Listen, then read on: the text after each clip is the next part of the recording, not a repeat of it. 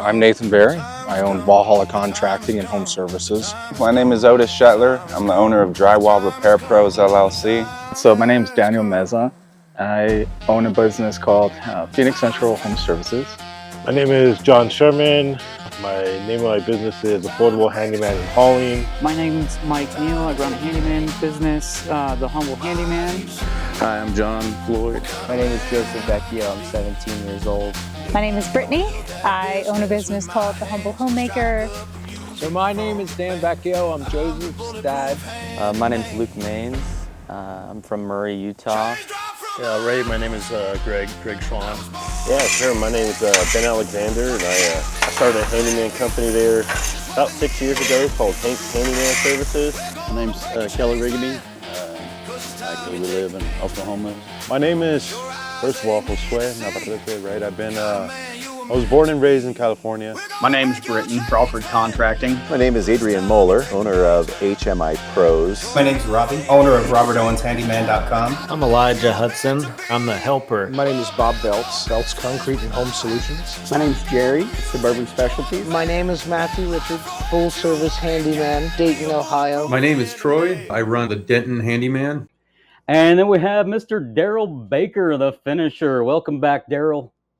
Hey, appreciate you having me as always. It's been way too long, man. I love following what you're doing. Your channel's growing. Looks like your business is doing great too. How's everything going, man? Everything on my end's going pretty good. You know, like I said, business is pretty steady. You know, yeah, the channel's growing. I'm still working on getting consistent. You know, having a string of just, maybe half a year, just every week I'm just pumping videos out. But yeah, it's impossible, especially when you're running a business at the same time, and you got family and everything too. But I think most people understand. Yeah, I got a house full too. So it's yeah, that's a blessing. Yeah, it's a little bit of a struggle, but it all works out. Cool. Well, before we even dive into anything, I just want to stop and tell everybody watching, if you don't already subscribe to Daryl's who I watch. I have almost no time in the world at all to do any sort of entertainment on YouTube. I'm looking up how to fix something, or I'm fixing something, or I'm running my business, or I'm running my YouTube channel. Very little time for me to just go watch somebody that I enjoy watching, and I enjoy watching Daryl. So if you're not subscribed to Daryl the Finisher, get over there and subscribe right now. You do a lot of philosophy, and you do a lot of just sort of like what it means to be a handyman, what it means to own a handyman business, and how it sort of integrates into your life. Is there anything you want to say about any of that? Yeah, I mean, for me, there's just more to it than just work. I guess that's why I always focus on that in the content and some of the conversations that I have on the channel. It's a lot about mindset. It's a lot about I don't know, things that you have planned and seeing things come to fruition, not just sitting on your thoughts. It's more of you're actually doing something. It gives you a whole different feeling also when you only eat what you kill. When you have to go get the work, and when it's all dependent on you making it happen, it gives you a whole different sense of pride and fulfillment than just showing up at work every day, especially when it's something you don't like to do. There's a whole lot that goes into it. Even with my kids and stuff, and them seeing the logo, and them seeing my truck, and I had them at school, their teachers asking about it and things of that nature. It's just it just brings a sense of pride more than just a regular job. Yeah. Now, is your business, your actual handyman business, is that integrated with your YouTube channel in terms of your business? Are you the finisher also in your business, or are they two separate things? Because for me, my business, I don't keep it super private, but I keep my business, my actual handyman business, just a little bit private, and I keep it separated from YouTube. But I'm curious what you do. Well, that was the original plan, but I was you don't really realize how the YouTube thing is going to go. I was thinking I was just going to do it kind of, if somebody does look at my channel, everybody talks about SEO and doing certain videos that'll get into the algorithm or whatever. Well, most of my videos and titles aren't built for any algorithm. It's just I put out what I want to put out, and hopefully the people like it. You know, in a or you know, something that can help them. So now my original plan was not to combine them, but of course, the name, I mean, I have to say it, the name of my business is The Finisher. So right on. And it's kind of like if somebody did a Google search, it started showing up together. Yeah. On Google, you know, so I you know, I was able to, not that I was able to, but I ended up having customers that would find me through YouTube, and I guess they just put it into a Google search, and then, I mean, you know, the website would come up or everything would come up. So it wasn't the original intention, but at this point, it's all the same. Yeah. So how's just the handyman business itself? How's business lately? I can't complain. Business is good. I built it in a certain way that I don't really have slow periods. Now I have periods where, because I've seen that recently, that you know people have been saying they've been really slow, and I've had that experience before this time of the year. Especially, like I said, if you're dealing with direct customers, this time of the year is like it's literally one of the worst times of the year as far as the phone ringing. Everybody's busy, you know, with back to school and last minute vacation. So, but over the years, I planned through it. So I save jobs. I have customers that, man, you know, I want to just go. They have a list, you know. So if I'm ready to do it, man, they're ready to go. You know. Yeah, like a little standby list, right? Yeah, and that's what they tell me. Whenever you want to come, man. You know, I have people. I got keys, and I got keys that are, you know, gates in their, you know, their gates in their yard or whatever. I'm gonna go when I want. So I've kind of developed it where I don't slow down. But this year I have a couple realtors that really kept me busy this summer. So yeah, everything's been going pretty good. Pretty good. I was just talking to someone the other day. I can't even for the life of me now, while you were talking, I was trying to remember who this person was. Cannot remember who it was, but I was just now telling somebody who was asking me about the ups and downs of the handyman business, specifically with homeowners. And I was like, you know, I don't really know with homeowners how bad it does or doesn't get. I know that it's there, and I know that I experienced it before this. You know, this is my third handyman business. I failed. I don't know if you know that. I failed at being a handyman twice, years and years ago. So I do remember the roller coaster. But I said, however, you know, the guys that I talk to on my channel, because even though I do property management, not all of my audience does, and I get feedback from everybody. And it seems like the ones who do well are the ones who have a loyal enough client base that not only do they receive enough work just on an ongoing basis to stay busy, but on the rare occasion that you're not super busy, you've usually got a bunch of standby products where somebody said, hey, no rush, but whenever you have time, if you want to get to this, I'll be ready to pull the trigger when you're ready to pull the trigger. That's exactly what I have. I have probably a handful. I got a good handful of customers. I put it like this. In August, I had 3. I only had 3 new customers in the whole month of August. Everybody else, all the other business I had was, you know, it was like I said, it was the realtors or it was previous customers. Some customers that were on standby, some that just reached out because they just needed something done. I just don't really have just because of that, it's how I set it up. So I just don't really have a slowdown. And plus, I said before, it makes it harder to sustain work. It makes it way harder if you're trying to just do the little jobs and only the little jobs. Because you just got to have so many of them on your schedule. So if you're knocking them out, you know, I used to do appliance repair. Appliance repair, you can do 5, 6. If you're good, you're really good, you can do 5, 6 stops a day. Yep. I mean, you know, but you're going to get that work with direct. It's not going to be all direct. It's going to be direct calls, but it's also going to be working with warranty companies, you know, the home warranty companies and insurance companies like Asurion. There's going to be different ways you're going to get work. It's the same way when you're working with homeowners. You just got to have work coming from different places, or the way I do it is I usually do jobs that are mid-size. I'll take small jobs, but I like mid-size jobs that'll stretch me out for 2 days or 3 days. So if I get 2 jobs in a week, that's all I need. Yeah. And everything else is just nice. yeah, everything else is just icing on the cake. You know, I'm doing some commercial work now too that, you know, I ended up taking up that I like because I guess Mission Barbecue. I'm sure you have Mission Barbecue where you live. Doesn't sound familiar, no. I think it's a barbecue place that's I think it's like veteran owned and operated or something. Now, to be fair, I Some- don't go out to eat like almost ever, and I live outside the city, so I'm rarely even in the city anymore. Like now that I have Sean, I don't know if you heard about Sean. I've got a really great subcontractor who's Yeah, I remember taking you talking care of about a it. huge portion of my work while I build kits and try to do other things. I set up well, I'm still setting up the new Handyman headquarters, but I barely even go into town anymore. I'm basically.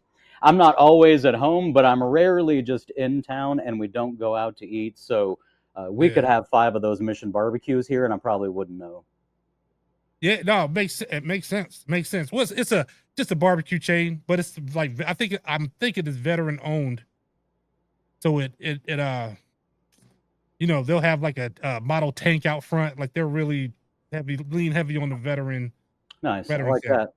Yeah, yeah. So, but I think I'm not sure if they're independently owned, but I like how they operate. They don't operate through a middleman. So they're one of the few commercial uh commercial jobs or stores or places that I work at or work with that is direct. I just deal with them, deal with their accountant. I don't have to work through some third party company. Yeah, that's great, So, man. yeah. So I've been doing some work with them here lately. But yeah, like I said, everything's been going pretty good. So what do you consider to be, you said that, you know, you only had 3 new clients in the month of August. What ratio do you think is healthy for you? Like what number do you think is really good to shoot, not to shoot for necessarily, but what would be normal and healthy in terms of ratio? Is it 50-50?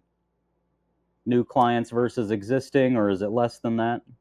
It's probably at this point, it's probably less than that. Just because I personally, I thought you were probably like 90-10, you know, existing clients to new clients at this point. and that's what it is for me. At this point, yeah, it's definitely not 50-50. It is more like 90-10 or you know, 80-20 or something like that. The bulk of what I'm doing is for existing clients, or I mean, if you want to call the realtors clients new clients, I mean, you can, but I mean, I'd call the realtor the client. that's you know, that's what I'm saying. So, and I've had this summer, I mean, literally half the summer I spent doing jobs for just one realtor. Like, you know, it's been like 3 houses. I made videos on some of the houses too. So yeah, I watched some of your stuff. I rarely can get through an entire video just because the kids and the phone ringing and everything else. But that's just how it goes. I follow quite a bit of the jobs that you do. My favorite was that big old porch you did, because I feel like that was I think last time I interviewed you, I think you were either still on that porch or had just finished that porch. But that looked to me like probably a big job where you had to learn some new skills. Yeah, that thing was ridiculous. Yeah, but you know what? You did it, and you did it right. Yeah, no, it came out. And speaking of existing customers, I was just back at their house last week. Right on. And that house I did the deck on. I pretty much redid the entire inside of the house too. Oh, that's cool. 5 videos. I probably have 4 or 5 videos just doing work in their house. Yeah. So I mean, you know, and I have, like I said, there's different customers like that. But that deck was serious. So hold on one second. What's up? Mm-hmm. Oh, okay. I got to transfer some money over so we can get some groceries. There you go.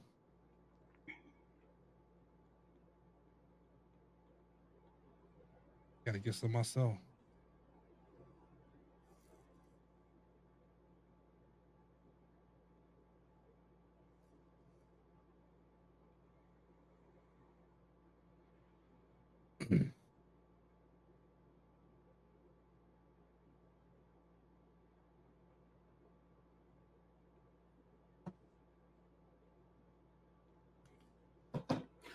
So Daryl, when it slows down, and I know it's not really slow for you, but when it slows down a little like it does this time of year, do you typically go do some Google ads and stuff to drum up some more business, or do you take advantage of the slow times to sort of reset your stock and your handyman van or truck or whatever vehicle you're in? Do you try to bump those slow times back up to busy, or do you just take advantage of them to get other things in order? Nah, I take advantage of it. If I have a time period where it slows down, actually even this time of the year, I like for it to slow down because usually I'm going, going and going and going, and then I get to the end of the summer. All right, it's time for me to have a little bit of a break.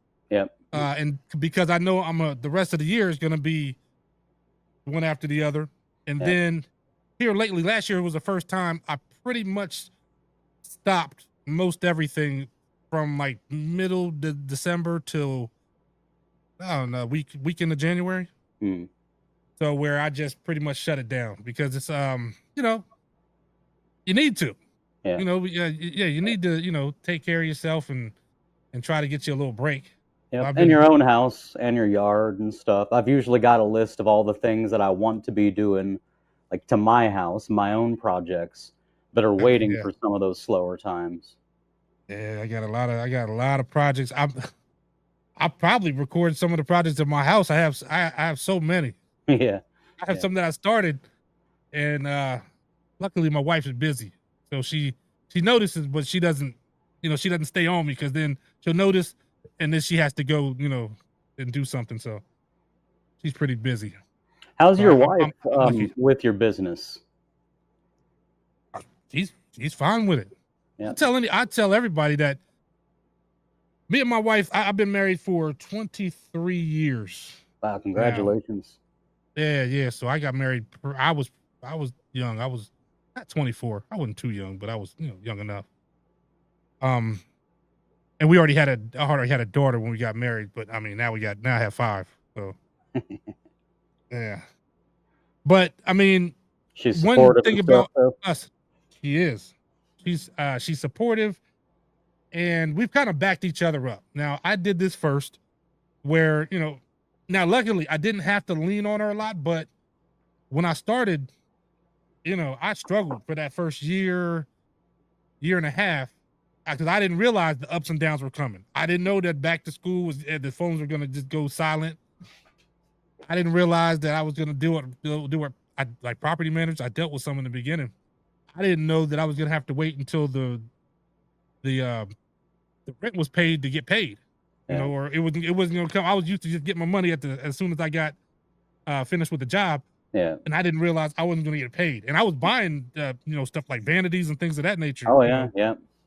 Yeah. So, but I had no idea. So that first year was pretty rough. And yeah, she definitely supported me. Never, if I was struggling, she didn't wasn't no criticism or this is why you need to go get a job or something. No, she always just supported. That's great, man. But it was always reciprocal because and the same thing because I was established, whatever, and then she ended up going and finishing her doing her doctorate. So, we kind of supported each other through it all, and now we're both. She finished her doctorate. I've been in business for a few years now. Yeah. Now we're enjoying the fruits of our labor. Yeah, I think having a solid partner is probably one of the number one. Like if you want to have all your ducks in a row before you start a handyman business or any kind of business, I think for yourself, having a solid partner who has your back is like my wife. She told me, and I don't know how long it took for you. You're talking about the beginning, the struggles when you didn't know what you didn't know. Yeah. I don't know how long it took for you, but I mean, I feel like I would be giving myself too much credit if I said I kind of had stuff figured out 2 years in. I think even that would be an exaggeration. It was longer. Nobody ever has it all figured out. But I mean, I had a lot of surprises those first couple years, a lot of struggles, a lot of lessons learned the hard way, a lot of empty bank accounts, a lot of, canceled plans that turns out we didn't have the money to follow through on what we had said we were planning on doing. And I will tell you, my wife, when I would sit down with her and say, hey, here's where I think we're at, here's where I think we're going, here's where we're actually at right at this moment financially, especially if I would say things like, I can't guarantee that this is going to work. I can't guarantee that I'm not just out of business next month and crawling back to my old job. But what I can say is when I would tell her that, every time she would just look me in the eyes and she would say, you know what? If everything crashes and burns and you fail at this, I'm still going to be behind you 100%. And you'll go back to your old job and you'll come up with your next plan and you'll save some money and you'll hit the ground running on that next plan and I'll be behind you on that. And if that one fails too, then you'll go back and you'll get your old job back again and you'll save up some money and come up with another plan until you find something that does work. But I've got your back the whole way. Mine's the same way. And she knows this is my one of, I got a lot of philosophies, but one of mine is when two people are together, I really feel like it's criminal. It's almost criminal that you're only going to live once. So if I'm at a job that I hate, or you're doing something that you hate, me just wanting you to stay there just because, we might struggle a little bit or, just, I don't know, man. I've seen it so much. I've seen it so much where I worked at state jobs. I worked at plants where people were just existing. They weren't living. They were just there to get the paycheck. They didn't like to work. They didn't want to be there, but they were spending the most time of their day at a place that they didn't want to be. Yep. And they didn't have no choice. And their partner might have been working a job they didn't like, and they were both just miserable. And it's just, to me, it's just criminal. If I need that. I need somebody that's supportive. That if I'm thinking about starting a business, and even before that, I was different jobs that I took on. She was helping me look for stuff. I was thinking about going and doing a heavy equipment operation. And, we're both looking, and she's, I'm thinking about going down to Florida for school for that. There was just so many different things. And like I said, every step of the way, she was there. She was there helping. So I think that it's just only right. And then it's both in turn, because she's not like, I'm more outgoing. I had to actually push her to do new things. She was a teacher, so she was okay with just staying in the classroom, and other opportunities came up, and I had to kind of, I had to push her a little bit, but she took it, and she ended up becoming the principal and all that. So like I said, we kind of have each other's backs, man. And I think that's, like you said, that's the best. That's just the best way to be. Yeah, that's outstanding. What else do you think is necessary other than, a really strong partner who's going to support you, that you can support back as well, other than that team? What else do you think is really important to have in line, let's say, before you jump into a new handyman business? I think, I guess one of the biggest things that I think is, you got to be honest with yourself. You can have the skill, you can have all that, and I don't know, you can have done it. You can have done it for 30 years. Not all that's great. That'll allow you to hit the ground running when it comes to the work. But do you have the determination? Are you actually determined to learn everything you have to learn, to take the losses and still get back up and keep going? Yeah. It's kind of like the YouTube thing where, people get on YouTube and make a couple videos and then quit because nobody's watching. And they don't explode right away. Yeah, and then they're just done. They just let it And go. as well as I do, because I've been watching you grow, man, you got to invest a whole lot up front. And the handyman business is literally no different. It is not different. No. You have to invest so much, not money, so much of you, like your soul and your core and your time. And again, like time being valuable and life being short, the minutes out of all of your days that could have gone to your wife and your kids or to any number of other passions that you have to invest so much early on. And it does come back to you, but it takes a long time to come back to you. And it doesn't matter I don't think it matters if it's a YouTube channel, a handyman business, or any other. I think if it's an important, difficult endeavor, which anything that's important is going to be difficult, it's going to just require a lot. And I'm with you 100%. You have to know going in that you need this. Like you're talking about, you know, jobs that people hate. Man, my job in aviation, every day at break time and lunchtime, you just go walk out to the area that everybody spends their time. And I was graveyards. So you'd walk out there at like 1 o'clock in the morning for lunch, and there's a bunch of guys just like sitting on a stool. They're not even eating lunch. They're just sitting, and they're just, their heads down. They're not asleep. Their eyes aren't closed. They just sit like a zombie for 30 minutes and just stare at the floor, just trying to figure out what happened, you know, in their life. And I think when you start the business, you have to know that this has to work for you. There can't be. It's not all about planning for the future and planning for the future and planning for the future. You have to actually get up right now and do something right now. And if you find yourself at the beginning of a business relaxing a lot and having a great time of it, you might want to sit down and ask yourself if you can really afford to be doing it. I just got taxes today, actually. I just got, right before we started, my accountant just now sent me some tax paperwork that she finally finished. And I'm scared to open it because I know the numbers aren't going to be little numbers, and it just makes my stomach turn, you know. But you got to make sure ahead of time that you have what you're going to need, you know, in advance. So yeah, you got to be willing to work. What was the experience like for you in terms of how long would you say it took you? And again, I know you don't know it all. I don't know it all. Nobody knows it all. But how long would you say it took you from the day that you went full time until the day when you kind of woke up and went, man, I feel like I might know what I'm doing here? It was probably,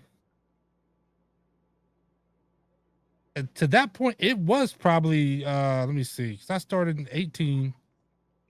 It was probably 21. So it's probably 3 years. Yeah, it was probably about 3 years. Because okay. See, this is the thing about me. I didn't have any business mentors. I didn't know anything about business. I didn't know anybody who owned a business. So, I mean, I was literally going in blind for everything. I mean, everything, even filing the LLC paperwork and all that, because I did get all that straight. But even that, it was a lot of research on my end to figure it out, how to file the proper paperwork, how to, you know, I found out, oh man, well, you got to register. I live in a tiny state, you know, Delaware. We only got 3 counties in the whole state. So, but you got to register in each county, not just with the state. Yeah. Then you got to register in each county. Then there are actual towns that require their own business license to work there. And it's all these, I mean, just so many nuanced situations that, yeah, it was probably 3 years. The biggest thing was pricing, and then figuring out what I wanted to focus on, you know.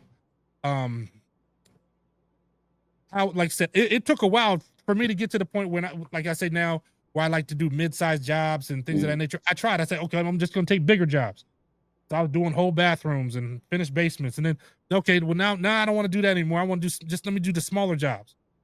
So I was doing a bunch of installs and little tiny stuff. But then, like I said before, it's hard if you're not good. Like I know me, I'm not the greatest paperwork guy of all time. So the idea that I'm gonna keep track of all these parts and all these little jobs, and then jobs I got, you know, with appliance repair, you got to go back to the jobs, and when the part comes in at this one, and then, you know, it's just a whole thing. And then I'm trying to mix that with regular work. I was just trying to do too much. I was just all over the place. And I still have it was good. The crazy part is it worked out in my favor, because in the end, I learned a lot. I learned a ton. I learned about everything. Like I said, about commercial work and dealing with this situation, and working with realtors that, you know, and doing the FHA loans versus the VA loans, and how the reports come in and the different things that they require. I mean, there's so many things that I learned from just being all over the place. So now I have more of a focus. I've advertised to the point where, or I deal with people to the point where I don't get many calls from jobs that I don't want to do. So, and most of them, I don't have anybody who really tries to haggle with prices. I don't have any everybody kind of knows what to expect. So it's easy now, but yeah, it took about 3 years before I got to the point. And even then, on some of the jobs, I was still not knowing where to go on pricing.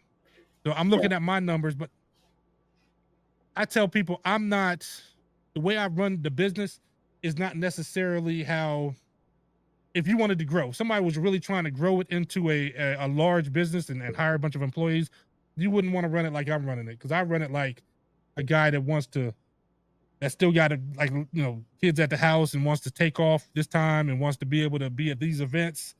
And, a guy that I know that I'm 46 and I'm not going to be carrying a bunch of sheets of drywall down to the basement. And it's just things that I'm not doing anymore. So I kind of run it a little differently. Yeah. But yeah, it probably took about 3 years. Like I said, I'm in year 7 now. So, but it took about 3 to get to that point where I felt good knowing what I was doing. What about retirement? What do you have? Do you got a Roth IRA or something for that? Or do you have any specific method you're looking at? Well, I got some money going into I don't have the Roth set up.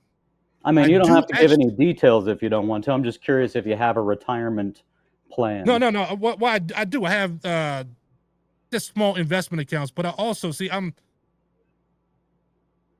I also have a pension coming from my old job as well. Mm-hmm. So it's kind of a combination. But this is the thing for me. I tell people that I had a lot to catch up on. So part of me getting into this business was I made so little for so long that I was so backed up on a lot of things, So for me, getting into this business was also a relief where I could actually make the money to dig out of holes that I had put myself in from not making enough. Yeah. You know what I'm saying? From just not making enough money. I was, I took my last job that I left. I had been there almost 15 years. And this is at the end. I think I was making, what's this, about $34,000 a year? That would be like the job you left in 2018 when you started your handyman business? Yeah. Yeah. That job, I was probably making about 34. Yeah. And with or without benefits? It was with benefits. I mean, that's not enough either way. Nobody's ever getting paid enough really, but. No, but see, 34, if you think about it, right now, with minimum wage being 15, I think if you average that out for a whole year at $15 an hour, that's like 31. Yeah. Yeah, because I remember when I was at Bombardier before I quit that job, I think, and a lot of this was because I kind of chose like a crappier place to work that just paid more because it was crappier. And then I took the graveyard shift, which was even crappier and paid even more because it was graveyards. And even when you put all that together, I think that came out to like 25 or 26 an hour. But when you multiply that out, I think that was about 50 a year. And it wasn't enough. It also wasn't enough. And I mean, I don't even have my mortgage on this house is a relatively small mortgage that I don't owe a lot on. And even with a small mortgage, just having like if you don't want to feed your family poison, and you want to have like your house be cool during the summer and warm during the winter, just what I would think of as the basics, even $25 an hour is not really hardly enough to raise a family on. And I was working like 60 hours a week at that point in time. I was getting 20 hours of overtime and still just scraping by. Just, all you need is for a vehicle to break down one time. Your one good vehicle, which is what we always had until more recently in life. Your one good vehicle breaks down, there goes $3,000 or $4,000. And to a lot of people, especially anything under $25 an hour, that's devastation. It was. And yeah, we had things like that. We had, man, I tell anybody too, I have my children range from my oldest she'll be 24 soon. To my youngest, she'll be 15 soon. And, I tell anybody, man, you think when you're in diapers and you're paying for things of that nature, maybe even daycare, you feel like, man, this is expensive. And I'm telling you this, it seemed like it just skyrocketed once they got to in high school, and this one's cheerleading, this one's playing basketball, this one is in the band, and then the instruments. I mean, just the instruments. The cheap saxophones will cost you $2,500. Yeah, it's crazy. So it's just like, and I was always the type that I said, I'll do a business, I'll do certain things, but what I won't do is that, which is why I stayed at the job for so long, even though I wasn't making much money. I stayed there because it allowed me to be at the kids' events. It allowed me to be involved. And I always said that if they had something to do, it just took priority, just because, yeah, I don't know. I look at, they didn't ask to be here. Yeah. So if they have a sport, I'm not going to say, well, you can't play basketball this year because, I got classes. I got to take classes. I should have took them classes a long time ago. You know what I mean? My classes shouldn't get in the way of what they're doing because I had my poor planning. Yeah. So I'll sacrifice. Now I'm in a position where, we were just talking about, I said, you were talking about retirement. Me and my wife were just talking about that because, and we're in a wonderful position now where there's a lot of money that is going to the side. Right. But that wasn't the case before. I just, retirement. I have 2 things from my old job that have the bulk of the money. They had a different separate retirement account. So there's a pension, but they also had a, I've been going, so it's called deferred comp, what they called it. But so we had those accounts going. And then, like I said, I have some small investment accounts, but nothing real substantial. But that, like I said, we were just talking about that. So we're bulking that up this year. So yeah, it's definitely something you got to plan on. Yeah. But I will say this, my original intent was when I left that job, I had 11 more years to be able to early retire, like 25 years or 10 more years. And that was one of my things. I said, you know what? If I leave the job, then I'll give myself 10 years to give to myself. So what can I do? If I start my own business, and how far can I take this versus where I would have been if I'd have just stayed there? Yeah. So it's always been a 10-year plan to that's been the finish line for the phase 1. Yeah. And then we go from there, because we got plans on like a lot of stuff, buying land and other business or whatever. But that first 10 years we'll get all my kids out of school. And then once they're gone and I got all my money ready, then, I'll be ready to jump in the game. You're going to be getting some land too? That's the plan. Man, that's all I think about anymore is just how much time is between now and when I finally get my land. I cannot wait. Just again, with life being short, right? Which I don't know if I've ever mentioned this to you or if you ever saw me mention it on my channel, but I had a English honors teacher my junior year of high school, Mrs. Barker, which oddly enough, she taught some of the adults and my aunts and uncles and whatnot. I had the same, English honors teacher they did because she stayed at the school so long. But she saw that I was just kind of weird and different.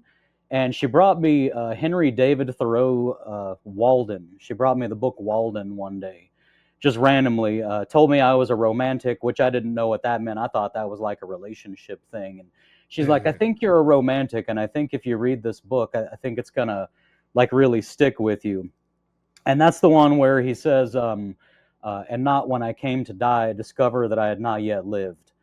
And that, literally that line, my junior year of high school, I can barely remember who I was before I read that. But I remember who I was after I read that, because I was lucky enough to have just felt that line when I read it, and to have accidentally, fleetingly, only for just a split second, had this epiphany of what it might feel like to be 89 years old with pancreatic cancer and a doctor telling you that you've got a week at most, maybe just 3 or 4 days. And I was able to sort of like feel what I might actually feel if I were to find myself in that position and have to look back on a life that was wasted. You know, I knew so many people, especially growing up just when and where I grew up, lots and lots and lots of guys that just really wasted their life, you know, just spent their whole life inside a bottle or doing any number of other just immoral, unethical, unimportant, non-memorable things with their life. And I felt like I understood how scary that might feel to be at the end and know that you can't go back and redo it. And it changed everything. I mean, it changed every decision I ever made for the rest of my life from that point on. That's powerful. I didn't have anything like that young. I did always have a mentality that I didn't want to be one of the people who just stayed at the same job for, 30, 40 years. I knew that already. And some people love that. I mean, for some people, that's like the biggest, most comfortable blanket, they can wear. And I feel jealous of it sometimes because I try to imagine how simple life might be for me. If I could have just got a job at 24 years old or something and just stayed there for 30 years. And my brain can't wrap itself around the idea of doing any one particular thing. In fact, this handyman business I've done this longer consecutively than any other job I've ever done. It's going to be, this month is 5 years. I think like September 20th or something like that is the 5-year anniversary. Also, by the way, September 20th is the anniversary of me quitting smoking. Oh, really? Yeah. Been that long? Yep. It's been almost a year now, man. In just 15 days, it'll be a year. I know that doesn't matter to most people out there, but if you're out there and you're a smoker, man, I'll tell you what, I tried and tried and tried and tried and tried, and I got scared. I really started thinking that I was never going to quit. That either one of two things, either I smoked too long and it was just impossible now, or I was just weak, one or the other. But it really felt like it just was never going to happen for me, and it finally did. So anybody watching, and I think this, whether it's cigarettes or alcohol or anything like that, if there's something you don't feel strong enough to overcome, I promise you, I tried to quit 200 times in the 1 year leading, in the 365 days leading up to the day that I succeeded. I probably tried to quit 100 times in that 365 days, and I failed 99 of them. And it only took the one to succeed. Oh, look, I told you, I don't know if I told you that before, but I used to smoke for years. I was a smoker for years too.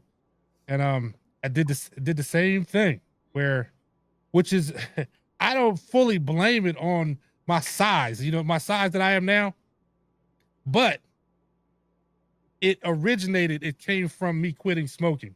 Yeah. Not that I wasn't. No, let me say no. Oh, I'm with you, man. I've put on tons, and it's taken everything I have to just not gain more. Well, that's the thing. I was always a big guy, so for me, it's I don't know if you know the body types. They got ectomorph and mesomorph and endomorph and all that. I don't even know whichever one is the one that gains weight very easily. Mm-hmm. But I also put on muscle very easily, so it's a gift and a curse. Yeah, trade off there. I could go left and gain 20 pounds and like this, but people wouldn't notice because I'm the type that gains weight evenly. Like I don't just, but so that's what happened. The same thing where I quit, and that time I was working a security job, and I was working my regular job, security job. I didn't do nothing. I just sat down most of the day. And man, I was like, okay, I'm gonna lock in. I'm going to quit because it was one of those jobs that once you got there, you couldn't leave. So I had to set up. I had my tablet. I had snacks, whatever it took. I was just like, it's just worth it. Whatever it took for me not to go outside or nothing or just get that urge. And then, man, I'd probably gain 20, 30 pounds. And then next thing I know, a month and a half later, I'm back to smoking. Yeah. And it was that process. And then, man, I started again. I probably gained another 25 pounds, and then I stopped smoking or start smoking again. Yeah. And that process, so I finally did quit. But by the end, man, I put on so much weight. And ever since then, I haven't been locked in on that. I started the business and I've been locked in on so many other things, and I've been accused. We always call it what's it called, monomania. It's when you have an extreme one track mind. Yeah. And I'm that type that I get focused on one thing, and I'm almost like my life would almost revolve around it. When I started the business, yeah, do you it feel was like you're a little bit Asperger's maybe? Because I mean, I feel like I am. I'm not diagnosed or anything, but that's a big trait. I feel like most people who are a little further on the spectrum, I think they get obsessed with one thing, and it's only that one thing for their whole life. But I feel the same way, except I get obsessed with one thing, and it's that one thing until I hit like an 80% knowledge and skills level in it. And then it's like as soon as it's diminishing returns, you know, the higher up you go, like the Pareto principle. And by the time I hit about that 80th percentile, I'm kind of bored with it, and I got to go find the next thing and dive into the next thing. But I always need for there to be one main thing that's like the thing. Yeah. Look, because there was a time I was total opposite, where my main thing, I don't know if you remember the exercise of it, like P90X was big, and yeah, some of those little workout programs and all that. I mean, I was on it. Like, I was working out, man. For me, I'm a naturally wide. I'm not real tall or nothing like that, but I'm naturally like wide. So I walk around probably about 215, 220 is a really good weight for me. So I was on it. I was like, I was there, and I was working out all the time, and it was kind of an obsession, like what you're saying. It was an obsession, and I was in it.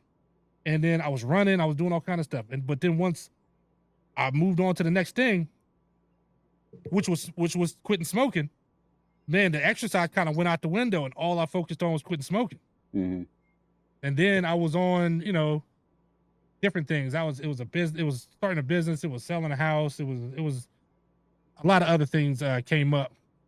So I haven't really got back focused. I don't need 100% focus on the dropping the weight. I just need to get some piece of the brain to just, and I have been on it here lately. I got a video coming out about it. Oh, good. Yeah. I'm with you. I mean, I feel like we've all got 1,000 things that we know we could be doing better on. And, maybe this is just me, it's sort of, and you, I guess, but I feel like you can only really truly focus on one thing at a time. They say that scientifically, that's absolutely true.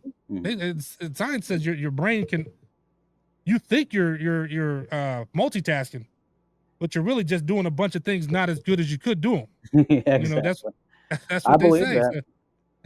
Yeah, but when you're focused on one thing, I know, like with this, I was kind of obsessed with the YouTube thing, and but it was, it kind of, for what I was doing, the way I was doing it, it was kind of eating into my profit. So I had to, because you're not getting any money from it.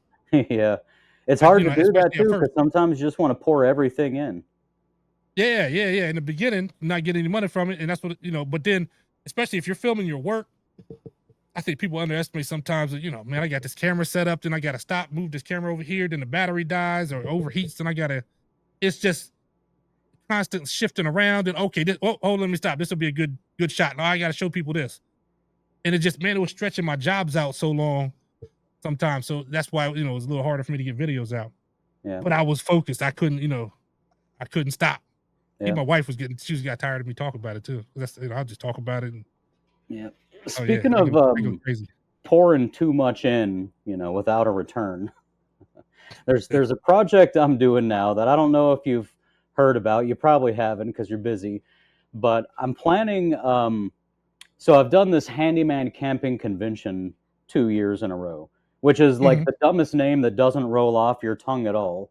But I made it up for the first one. It was just me going camping, and I just thought, you know what? I'm just going to tell my audience where I'm going to be and when I'm going to be there. We're going to call it a handyman camping convention, and whoever shows up can show up. And about 8 guys showed up, I think, over the course of 5 days.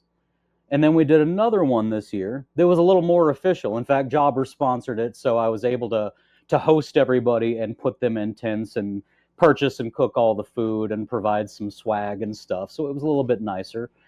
But I made a decision, and I've already announced the decision in part so that I have no choice but to hold myself to it.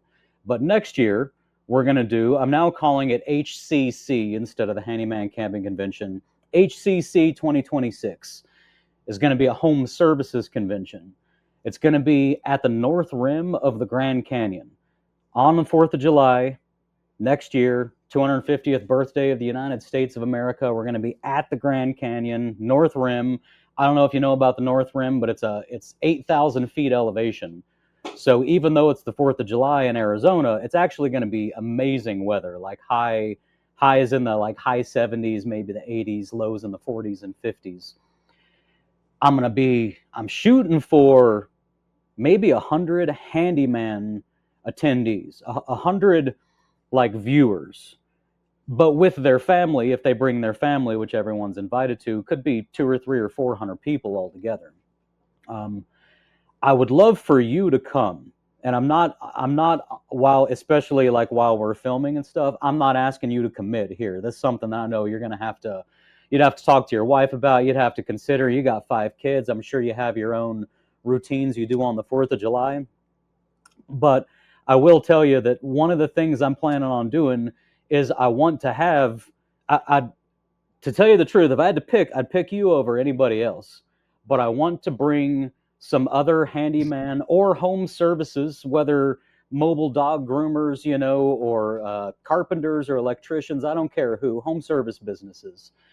I want to bring some other influencers who can contribute, and we can actually do like you'd expect at a convention, do some real classes. I'm going to get a big old like 30 by 30 foot inflatable amphitheater, with chairs and tables to actually set up a projector in. I mean, I'm going all out on this thing. Okay. I say the reason I bring it up is because you're talking about projects where we're going to lose money, or where you're putting everything into it and you're not paying attention to the return. I'm not paying attention to the return on this. I'm having some faith that I'm going to be able to get my sponsors to chip in enough. I mean, Jobber's already talking to me about they want to definitely help with part of it, but I mean, they can only do, it's going to be like 35 grand as far as I can tell. But that's with a budget set aside to help some influencers come. So what I want to say is I'm not going to ask you for any commitment. I just want to start the conversation. We can carry it on via email or whatever, but I would love to have you there. And at bare minimum, I will cover your expenses to get you there and to have you fed and stuff while you're there. You know what I mean? But this is one of those pet projects of mine that I'm diving into that I have no clue if it's going to cost me 10 grand out of my own pocket, or if it's going to cost me nothing, or if I end up, it's a year away. You never know what life brings. Maybe the channel explodes. Maybe I get new sponsors. Maybe the National Park Service says, actually, we want to pay for, you never know what's going to happen. But I've decided that it's going to happen. I've figured out that it's going to cost at least 35 grand, and that doesn't include camping gear and stuff. But I'm going to try to rent campsites out to people, or at the very least have gear for them to borrow. And of all the influencers out there, I'd love to have you there. So give that some thought and get back with me. Absolutely. Absolutely. I've been telling my wife, like, that's actually one of the things I wanted to do with this, because just like you try to take the online thing and turn it into something. Where is it going? I don't know. I don't know. But one of the things I have had discussion with her about is going to conventions, like different conventions, and whether it's just going to them or whether it's being part of speaking at a convention or something, just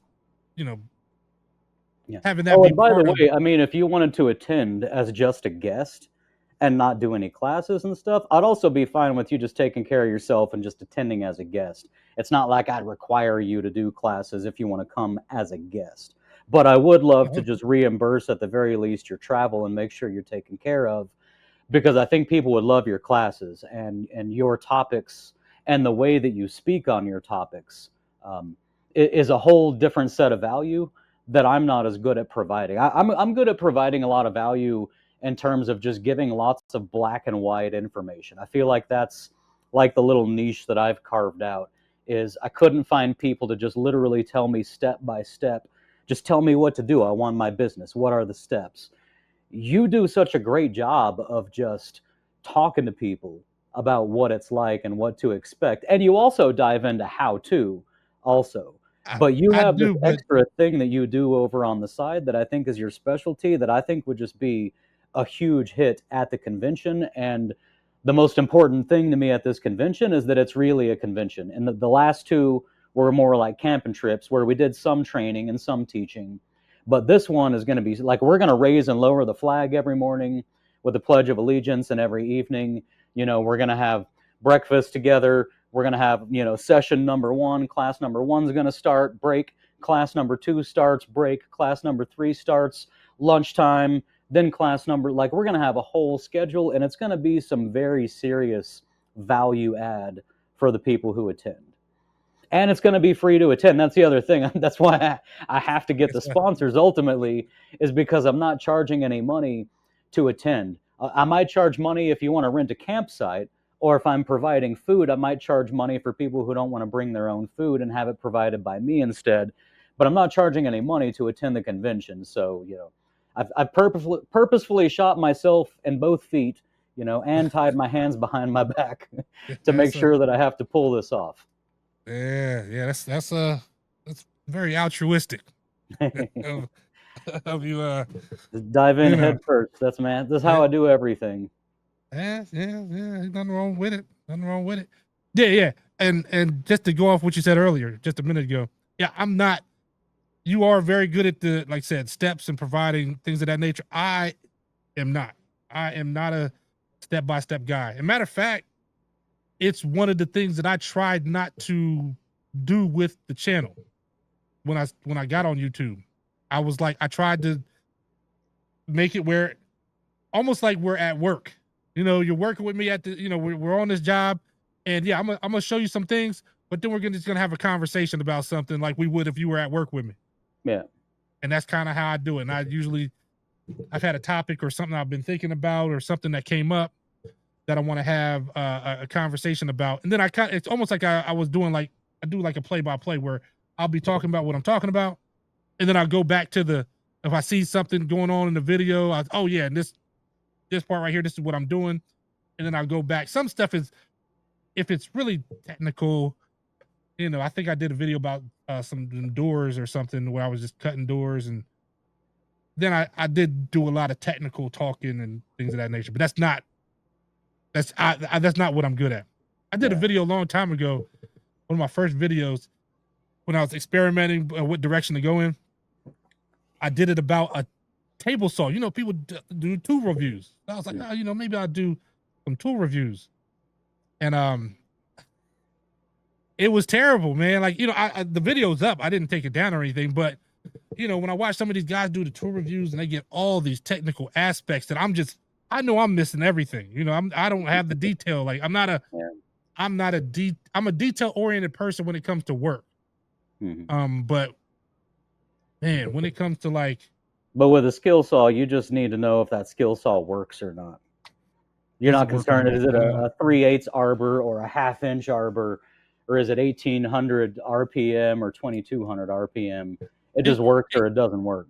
Yeah, it could be something I thought about doing my style, like even calling a my style review or something like that, where say these cameras we use for, you know, filming stuff.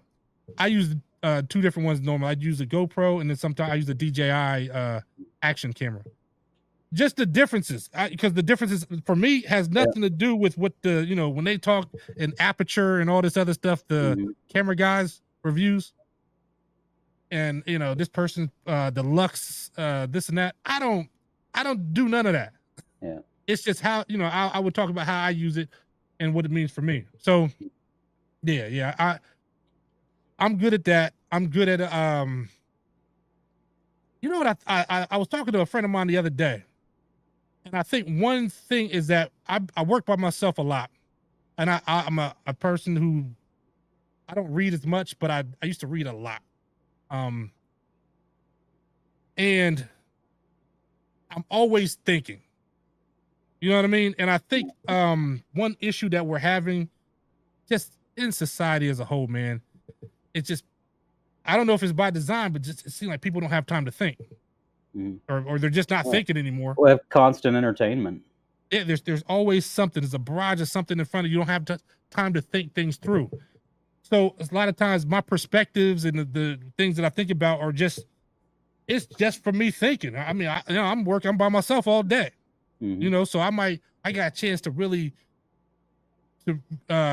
ruminate on something that might be a little deeper than just what it appears to be on the surface.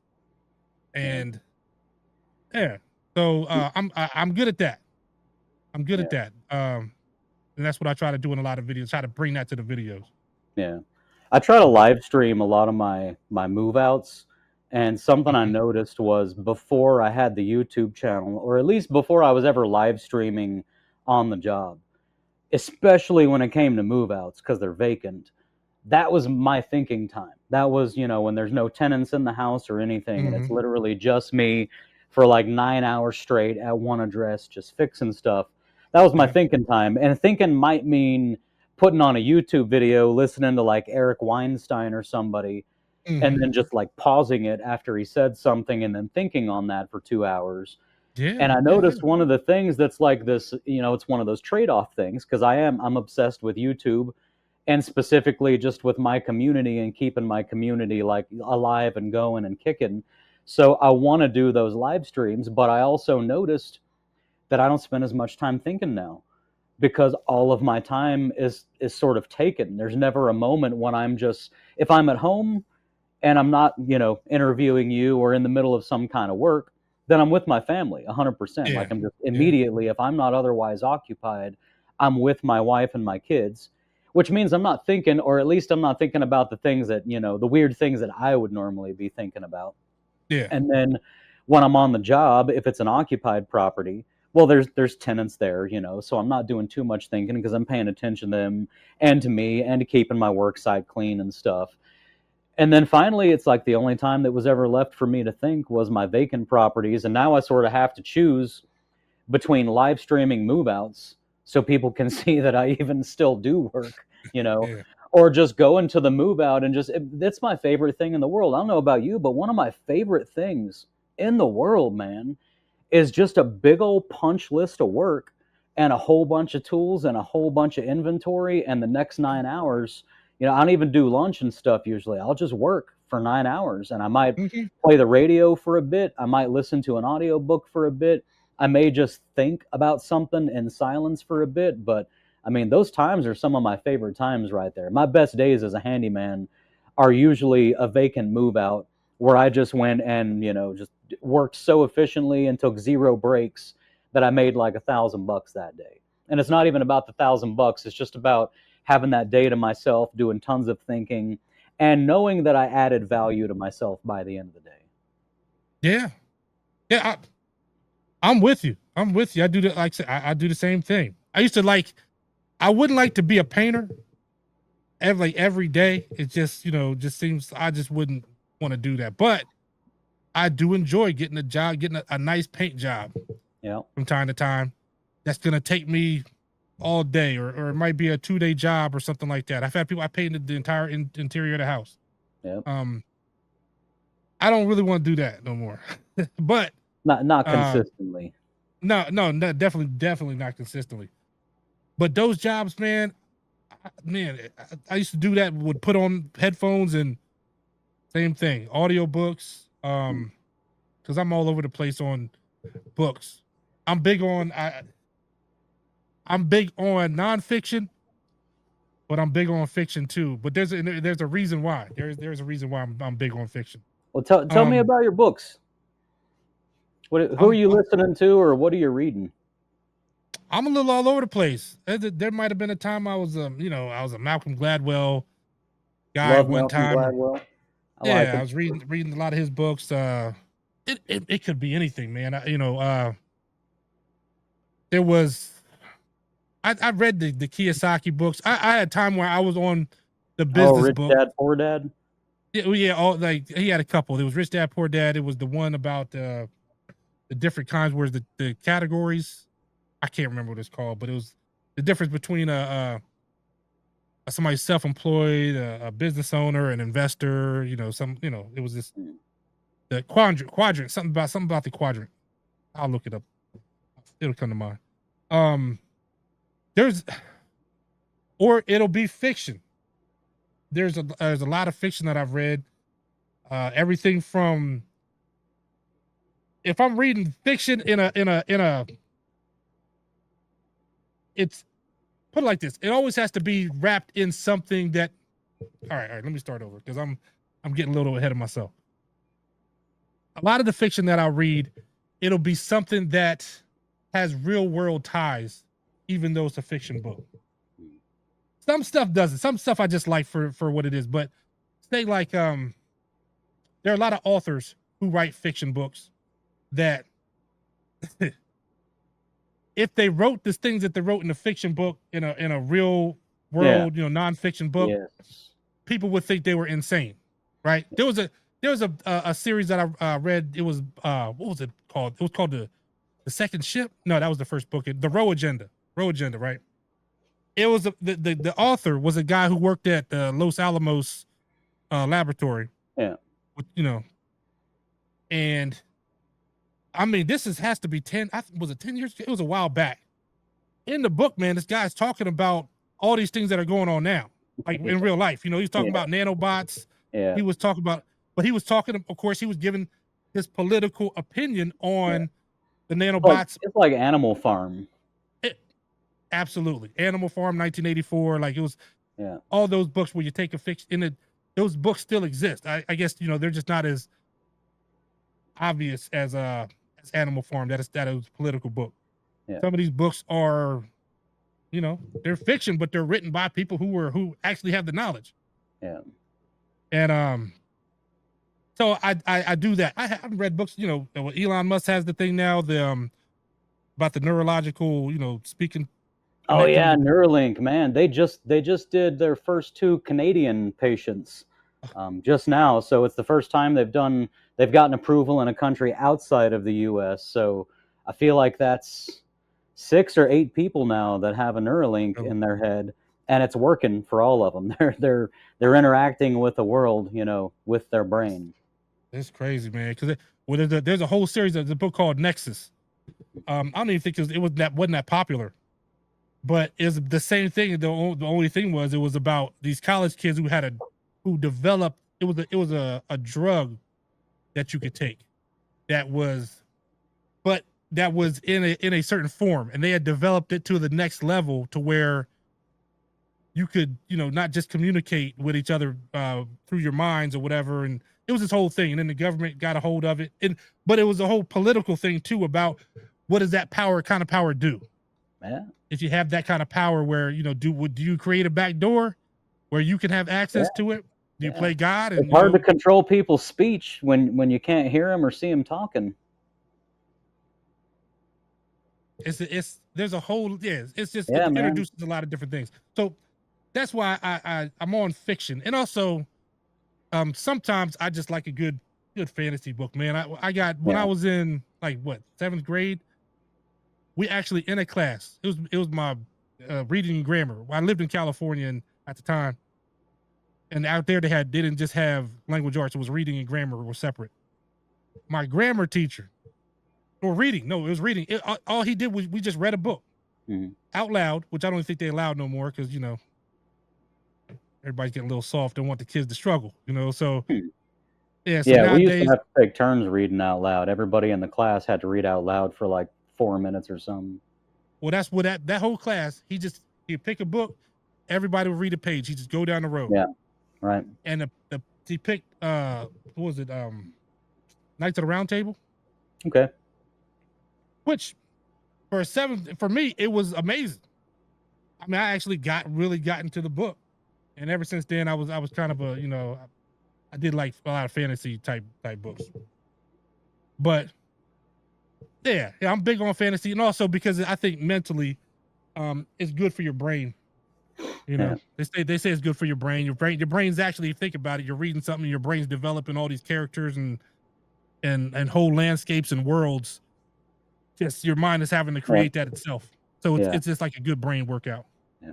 Well, and you know, as humans, I think we're more than anything, we're storytellers. You know, it's what sets us apart from everything else. It's not the storytelling or the language, but it's the idea that we can. We've got a great large language model in our head that models the world into the future, can identify multiple different possible paths to take, pick a path and then take it and plan for the future. And I think we transmit all the things we've learned, you know, via, yes, language, but not via language, via stories. It's not just language, but we put things into stories so that we remember the stories. And I think there's something super fundamental about being a human being that, you know, it's one thing to read just like some tech data from your air compressor, nothing going on there. It doesn't spark anything in the human brain. But you tell a story about the engineer, you know, who engineered that particular air compressor and maybe what was going on in his personal life as he was engineering things, or big areas that he almost had a giant failure on, you know, and then he lost his dog, and all of a sudden it takes on meaning and you can remember it. So I think we need stories, whether they're fictional stories or nonfiction stories. We need things to be in the form of a story, like to feel human about it. Definitely.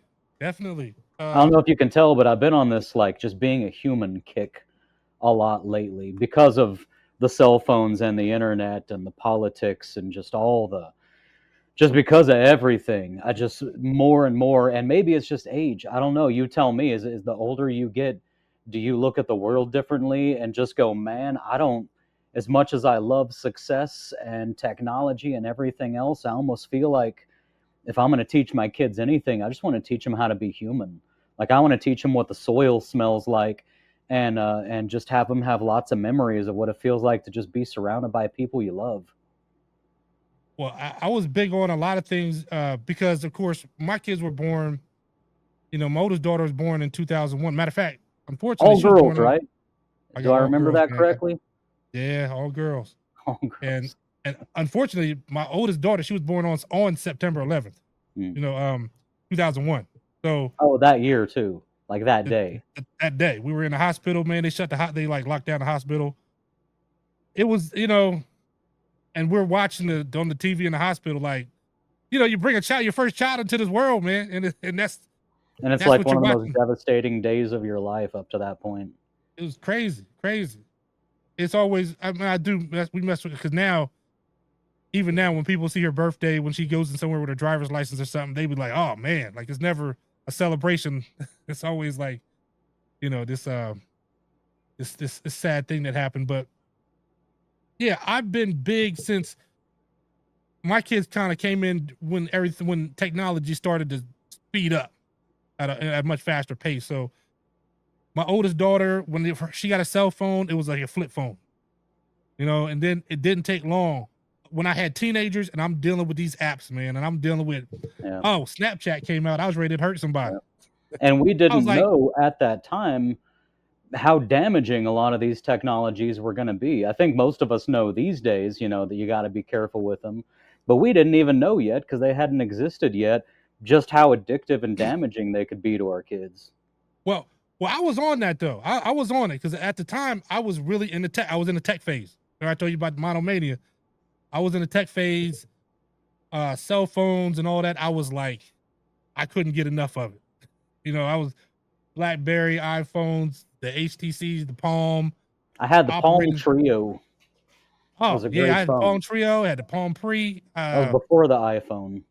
Yeah, it was the Palm Trio and the BlackBerry were kind of like were the two, you know, duking it out. Yeah, and I probably wasn't as deep as you, but I had spreadsheets, you know, with all the different specs between them, trying to choose which one I wanted to get before I decided on that Palm.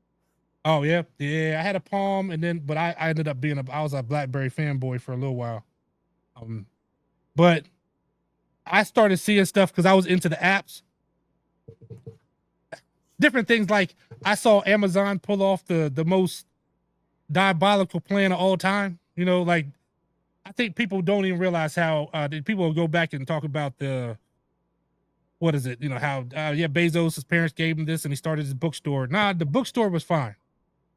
What he did with that, when he got the music, He got the digital music, and he was doing the MP3s, and it was hard to get that, because Apple had a lockdown, and they had like some kind of weird format that you couldn't take the stuff off of iTunes and put it somewhere else. Yeah.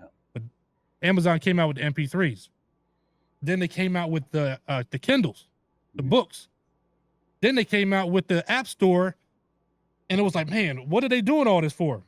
Then they hit everybody with a tablet that was like $99, and they lost money on it in order to just like try to wipe out the market. That's when I was like, okay, I don't know who this guy is, but he's an evil genius. So I was really into tech at the time, man, and I saw the one that really started getting, like I said, when it was stuff like Snapchat and all that was coming out. I was looking at stuff because Snapchat had like, 10 seconds, and then the message disappeared. I'm like, why do kids need that? You just asking for problems. I think we all know the answer to that. Yeah. So I banned that. I had it banned in my house, and I was like trying to get what you call it? Were they mad that you banned it? They kids. They be finding ways around. Yeah. I'm certain that they found a way around what I was saying. But what are you gonna do? At least they knew. They knew to try to stay away from. They couldn't be out in the open and all that. So it worked. It worked decent for what I was trying to do. But yeah, I know that you do the AI thing, and I like the AI. I like AI and all that too. I kind of am on both sides of it, where like I love the technology, but it does, I don't know what seems like some people are going to, where people are going is it's gonna be tough. It's gonna be tough, man.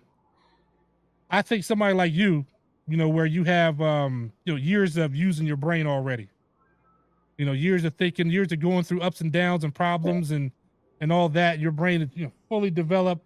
You can take AI and okay, this is where I can use it to better this situation.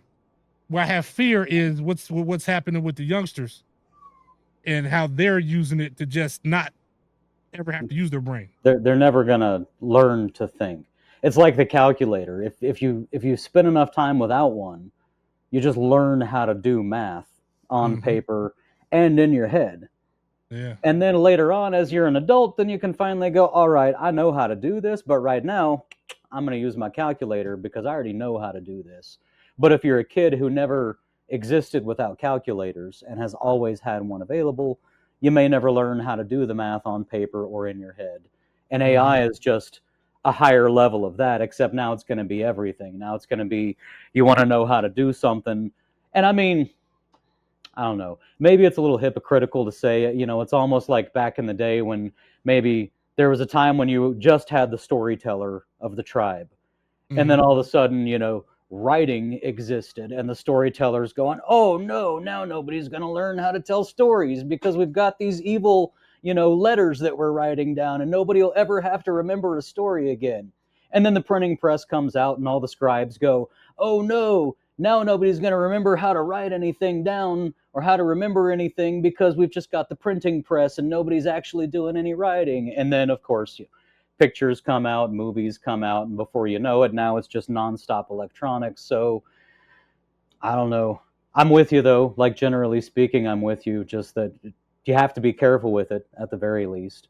You don't want to use it for everything to the point. And you know what? I do the same thing. Sometimes when I need a better word for something and I can't think of the right word, I'll go straight to ChatGPT and literally just say, give me 10 alternate words for this word. Like I'll use ChatGPT like a thesaurus basically.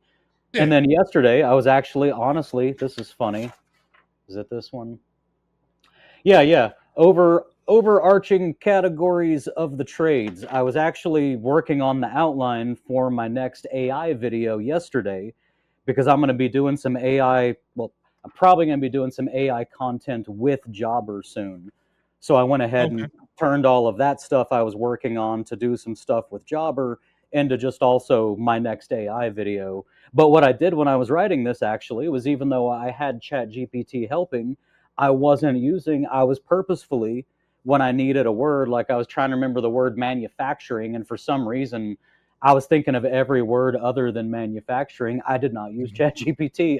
I sat there for like 5 minutes going, nope, I'm going to make my brain remember how to go look for the information that it has and how to figure stuff out, and not just run straight to ChatGPT for everything. Yeah, well, I totally agree. Because look, I talk about being hypocritical. I'm not totally against it. I mean, I use it too. I just used a video or two ago. I've been experimenting with using it to create video. You know, that goes with my video. So I'm not against it at all. And I feel bad because I got a friend who's like a good friend of mine who's a cartoonist. You know, you like I said, worked in LA. Yeah, worked in LA for years or whatever, and I think they're struggling now because with everything that happened, they're struggling. So I feel a little bad, but at the same time, man, there's no way I could afford that kind of quality material. An actual artist, or I would never be able to afford it, like especially at this time. Yeah. So, I mean, I use it too. So my only fear is I guess people at a certain age. I'm almost feeling like, maybe they just need to not have it in the school until a certain point, just so the kids' brains can develop, to It's a tool they need to learn how to use, but they don't need to be using it maybe like in the second grade. They can just be kids and use their brains in the second grade. Yeah, well, see, that's the thing. My wife's family is full of teachers. Like I said, she's a teacher. She got a bunch of sister teachers, and I'll be talking to them. They'll be talking about high school kids already. You'll ask them something like, "Hey, what do you think about this?" "Hey, I don't know, man. Let's I don't know. Let's ask ChatGPT." She'll have to stop me. No, I want to know what you think. Yeah. Not what ChatGPT thinks. Yeah. And even my other daughter, I got another daughter that's in college.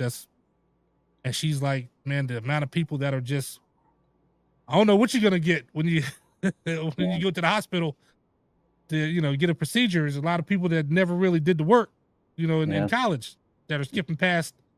Yeah. So, you know what else too? Google just tested, like in this big official, I don't know, double-blind kind of way, where they tested their latest medical, like doctor AI that they've developed. And they tested the AI without a doctor. They tested the doctor without an AI. And then they tested a doctor assisted by AI. Multiple doctors, I'm sure, of course, not just one. I think they went through like tens of thousands of cases where the case has been concluded. What the actual diagnosis ended up being, what the correct treatment was, and all of that after the fact. And then you feed all this data to AI, the data that the doctors initially would have had, and you feed all of that data to doctors, and you just say, hey, like, here's the symptoms, here's the case, give us your diagnosis or your opinion, or ask us to run tests or whatever, and they went through this whole process. And the end result was that the doctor, unaided, did the worst. So just a doctor not using the AI was the least accurate at providing proper medical care. The doctor assisted by the AI was second place. So if you add AI into the mix with the doctor, second place. First place was the AI unassisted by the doctor. So adding a doctor to the AI made the AI less accurate in its ability to diagnose and treat disease. Really? So I don't know if that says more about AI or if that says more about doctors. I don't know which one that says more about. But one of the things I'm going to be doing soon, it's called a DGX Spark. It's this little AI supercomputer. It's about $4,000. I can't order it yet, but because of this conference I went to in San Jose with NVIDIA, I'm at the front of the list to be able to order it once it's ready to order. And it's this little AI supercomputer that sits right on top of your desk and does the work of what used to take like an entire server rack. And one of the things I can do with this thing is there's medical models out there already that, you know, you can't run them on your computer. And yes, you can pay for access to them where you just upload everything and you kind of pay them to run their GPUs and analyze things on their end. But one of the things I want to do with that computer is download one of those models, get it nice and spooled up. And, you know, Emily has fibromyalgia, which is one of those diseases that there's no test for it. Like, there's not a protein in your blood that's like a yes or no. It's all symptom based. And it's all like this bigger set of sort of autoimmune type diseases. Like, her doctor thinks it looks most like rheumatoid arthritis, so much so that he's checked her for it multiple times. And that you can get, you know, a test for, and it's not what she has, but I'll be able to feed a lot of her data into this thing. And oftentimes, and I see these case studies on the internet a lot, and they're anecdotal, but lots and lots of guys, even in my own comments, saying, hey, by the way, my wife had a similar, you know, just sort of autoimmune generic kind of disease that the doctors couldn't figure out. And I took all of her medical records and just uploaded them to ChatGPT or to Grok or any of these. And it's a really good doctor. I believe it. I believe it. Yeah. Things like that, like I said, are wonderful, man. Like, being able to use it for, you know, advancements in medical technology, or, you know, for your own. That's just the only thing I worry about is the future of. I guess I'm big on, you know, we've had throughout this conversation, we've talked about different ways of thinking and even books that you read and that made you think and figure out life from just something that sparked something in you that changed the way you thought. I just hope that the next generation coming up has that ability, because I do say a lot of what we do in this business is figuring things out that have no, it's not like there's a manual for everything.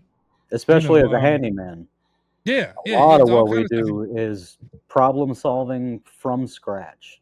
It's not a dishwasher where you're an appliance repair guy and you just know everything about every dishwasher.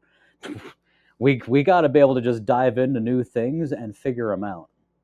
Yeah, I just had a situation the other week with a modular that the floor they used was MDF, and water had gotten in the wall and gotten in the floor, and the floor was like a wave.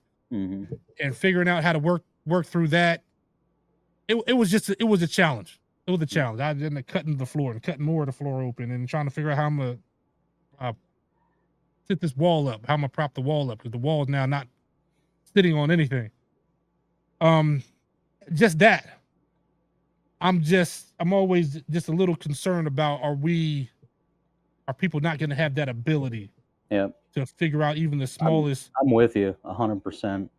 Yeah. You know, my 10-year-old doesn't have access to it. Well, he's not 10 yet. He's going to turn 10 next month, but he doesn't have access to it. He's allowed to utilize AI like ChatGPT with me on my phone with me. Sometimes he'll want to know something, like we looked up Farmall tractors actually a few months ago. He just randomly talking about getting a tractor for the farm that we're going to get someday. And we looked up the Farmall tractors and just kind of figured out what the different models were, what the different makes were, what the attachments were, which one we wanted to buy. And it was a fun experiment in using AI to research. But I mean, he doesn't have a cell phone. He's not going to have a cell phone. He doesn't get any unsupervised access to the internet or to AI, just ever. End of story. Yeah. So I'm with you on that 100%. He doesn't need to have his brain polluted by any of it, and he doesn't need to have his brain replaced by any of it. Yeah, that's the thing. I mean, and that's the biggest, I think that's the biggest issue.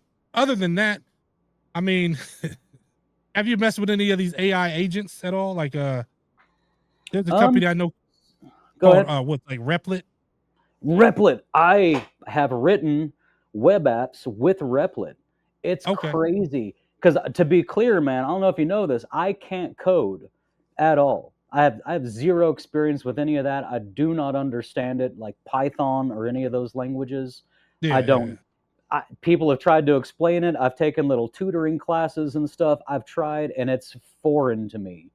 but I have made apps on Replit. I made, there's a link to it on most of my videos right now, especially for anybody watching this after the fact, because I do need to update them. So twice I've written an app for Jobber's AI Receptionist, where that receptionist, she'll train on your website and on whatever information is on your Jobber account. And then they've now provided this small little block. I think it has like 1,000 character limit where you can type in some additional info about your business. But I wanted it to know, I wanted to just see how well I could train it. So what I decided to do was I figured, well, I talked to Dave is like the product guy at Jobber, and I talked to him and asked him, what can she see? I say she, that's just what I do with AI. They're all she's because they're useful administratively, and that's just traditionally a thing a woman would do. So that's just me. But I asked Dave, like, what can she see? And he told me, and of course it made sense, she can see your bookable jobs inside Jobber. If you make a job bookable, she can see it because part of her job is to be able to book it, so she's got to be able to read the description.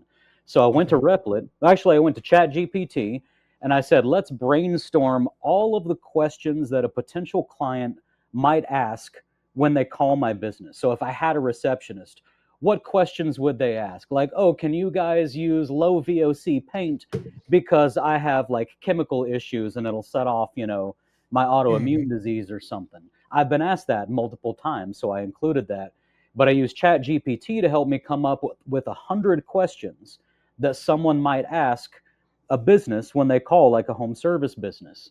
And then I went to Replit and I made an app where when you start the app, it just starts asking you questions and you type in your answer to the question. And I have some instructions there in there telling you kind of how to type your answer so that it guides you to type the type of answer that the AI is going to understand all of the context within it. And you go through and you answer all the questions. And then when you get to the end, you hit like submit and download.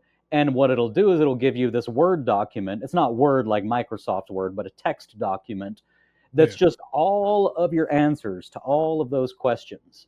And then you go into Jobber and you go into your products and services, and you add, you click on the little button to add a product or service. And then what I do, I don't think it matters how you do this, but I call it a service and I call it terms and conditions. And then you copy and paste in the description of that bookable job.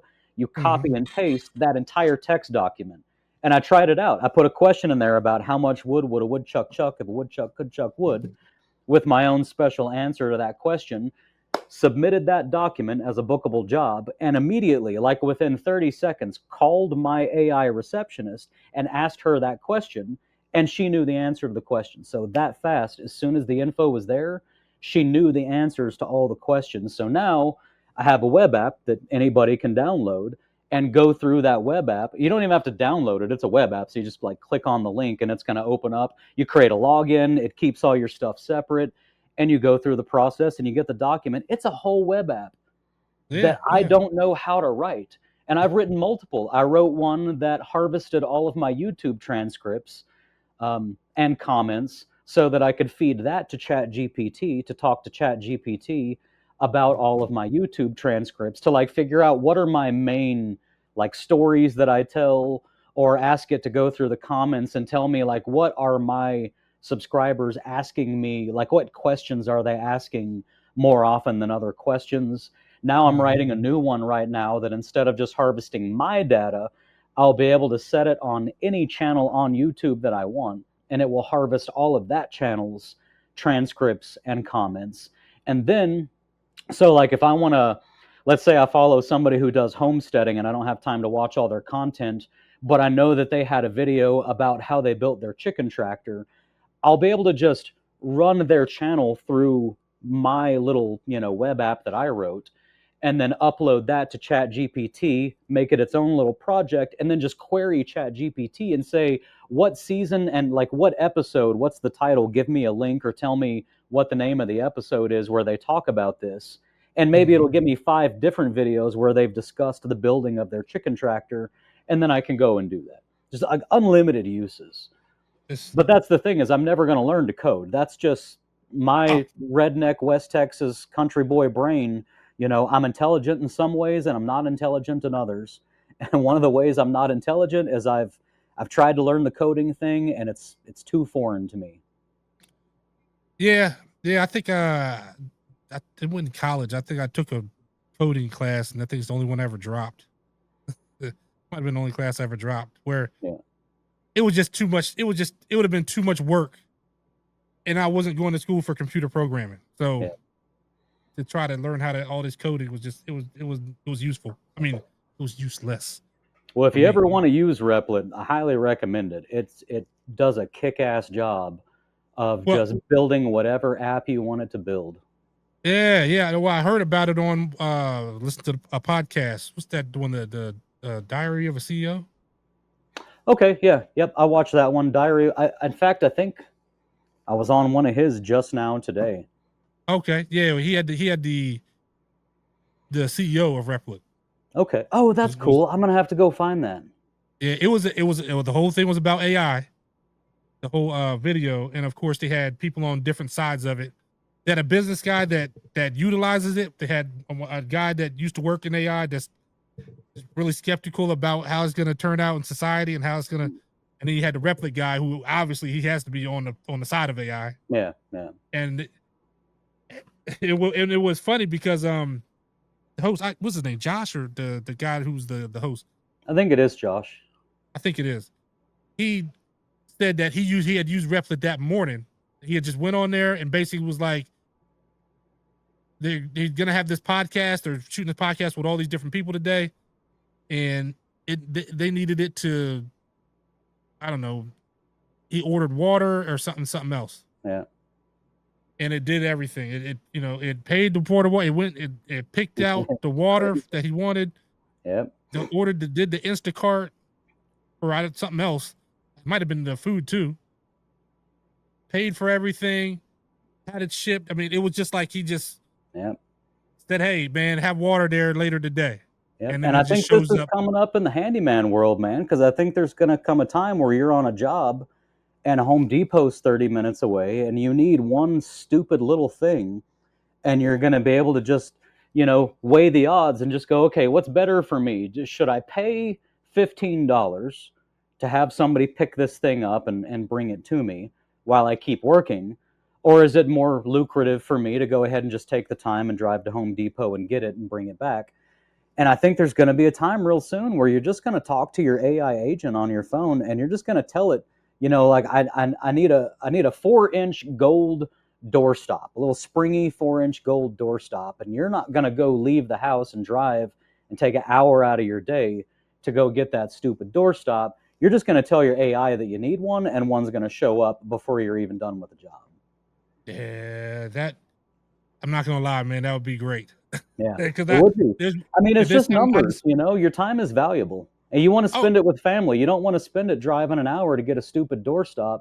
If you could pay $15 to have that doorstop brought to you and get home 45 minutes earlier, then you would have gotten home that day. Oh, it would save me because I'm the type that, man, I'll go to a job and I'll take, I don't know, say it's hinges or something. Man, I'll go to the store and buy like 20 hinges, the night before, because I don't know what kind it is. What I do know, all I do know is that I do not want to have to leave and go to the store. I cannot stand. And you know what's crazy is that before I started this business, I was working at Lowe's. Yeah. And I felt some kind of way. I'd see the contractors come in and I'd be talking to them. I'm like, man, that's gonna be me. You know what I mean? Just coming in Lowe's and then with my walking around with my cart, getting up my lumber and all my supplies. Man, at this point, if I never had to go shop for that stuff again, I couldn't care less about everything. I order a lot. I order a lot these days, and I keep my inventories and I keep my kits, and I still go to Home Depot for some stuff, but boy, I try to stay away from it. I'm with you. I'm at the point now that, like I said, I have a lot of repeat customers. I just order stuff to their house, and I tell them, when it gets there, when the package gets, just let me know, just open it up, and we can make sure everything's there. Yes, sir.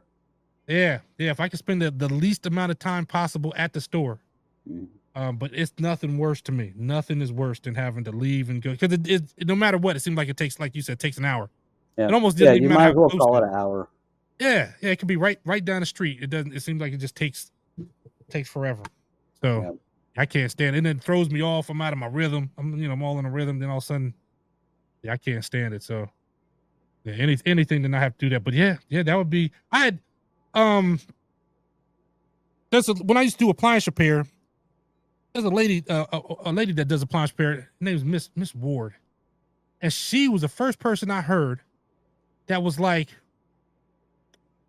she would forget something and then or she would Uber a part to like because Uber will go to us. They'll go to Walgreens and like pick up a hammer, and bring it to you. Yeah, and this was years ago. This was a few years back, and I was like, I never thought of that.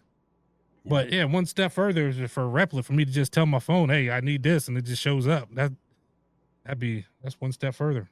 Yeah, you know what else I did? I used ChatGPT. I think it's called Agent now, but it was called Operator when they first released it, and it was beta. It was a little bit slow, but I needed a set of blinds. The property manager wanted, when you got them skinny windows next to the entry door, they're like a foot wide maybe, and just from floor to ceiling. Mm-hmm. So they wanted mini blinds in that spot. But there was only enough room for 10.5 inches of mini blind. You couldn't go any bigger than that. And I've never seen 10.5 inch mini. I've never seen any mini blinds under, I think, like 13 or 14 inches was the smallest I've seen. So I came home, and I wasn't going to go like to Home Depot and look, because I knew they wouldn't have it. And I came home and Googled and Googled and Googled. I went to blinds.com, Select Blinds, Blinds Direct, every website you can imagine with the word blinds in it. None of them had those blinds, but Operator had just gotten released by ChatGPT, and I was like, let me give this a try. And I went in there and just described, what I was looking for, like 1-inch vinyl or aluminum, either way, 1-inch vinyl or aluminum, corded or cordless mini blinds that are 10.5 inches wide or 10 inches wide. I don't care, as long as they're not more than 10.5. And I think 72 inches long. And I just set it to work, and I, clicked on my other tabs. I was invoicing jobs or whatever. I'd come back to it, and it will have stopped and asked me a question, and I'm type the answer to the question, close out that tab, go back to doing my other stuff. And it took about an hour and a half, but eventually it found me a set of 10.5 inch mini blinds and asked me if I wanted it to order them. And I said, yeah. And I closed the tab, went to other stuff, came back. It had stopped again and was like, I need you to enter your, address here, because it didn't know my address, and just kept going back and forth like that. And it took a few hours, but not, it wasn't 2 hours that took my time. I was doing other stuff for 2 hours, just checking on it intermittently and answering whatever question it had given to me. And then it ordered the damn blinds for me, got it all done for me. And that would have been, had I not even tried to begin with, if I wouldn't have wasted that first hour looking myself, I could have put no time into that, other than the little bit of time just typing the prompt and saying yes or no here and there, and had it just take care of that for me.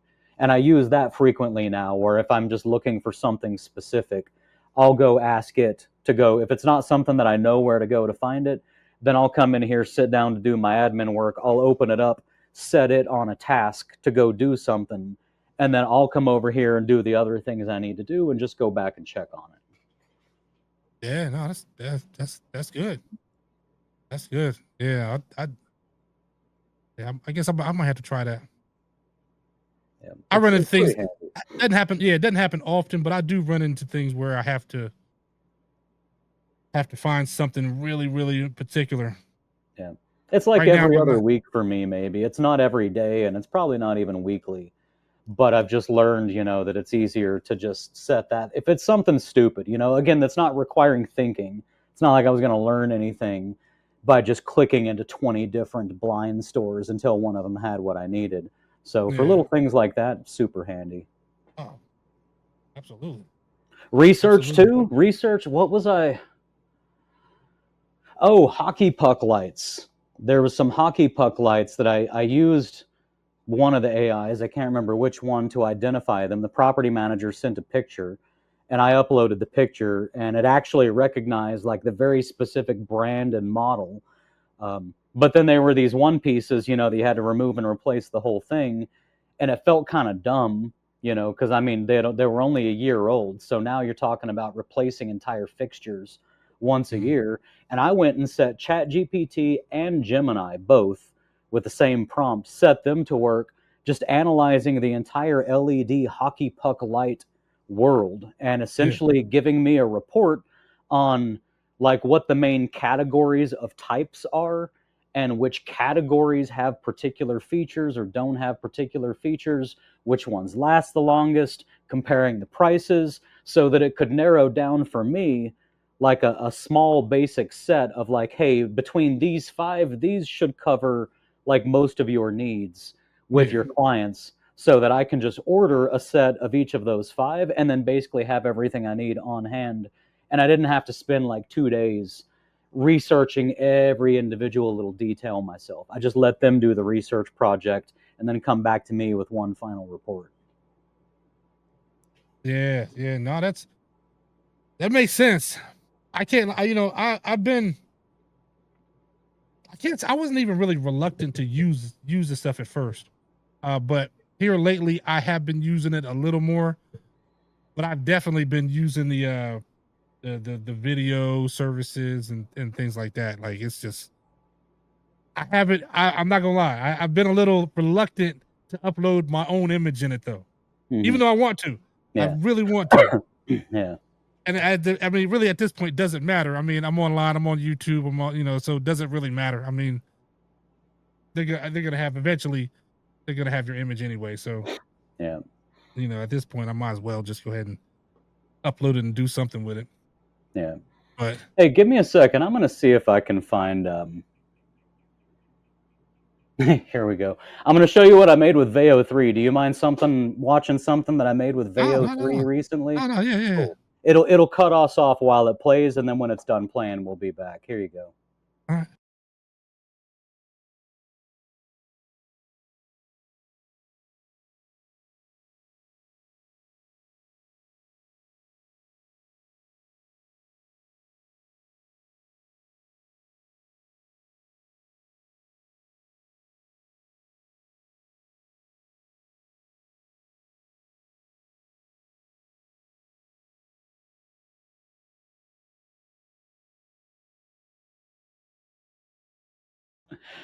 Oh man, it's horrible. It's low quality, but I mean that thing took me like 20 minutes to make probably. Yeah, I did one. I did a few the other day where it was one with a crawl space, and I was like, you know, just I don't know if I was going for shock value or whatever, but you know, it was kind of like it was crawl space, and I ended up not getting into this crawl space because it was like, you know, it was one of those ones where it's like, okay, it was a little sketchy.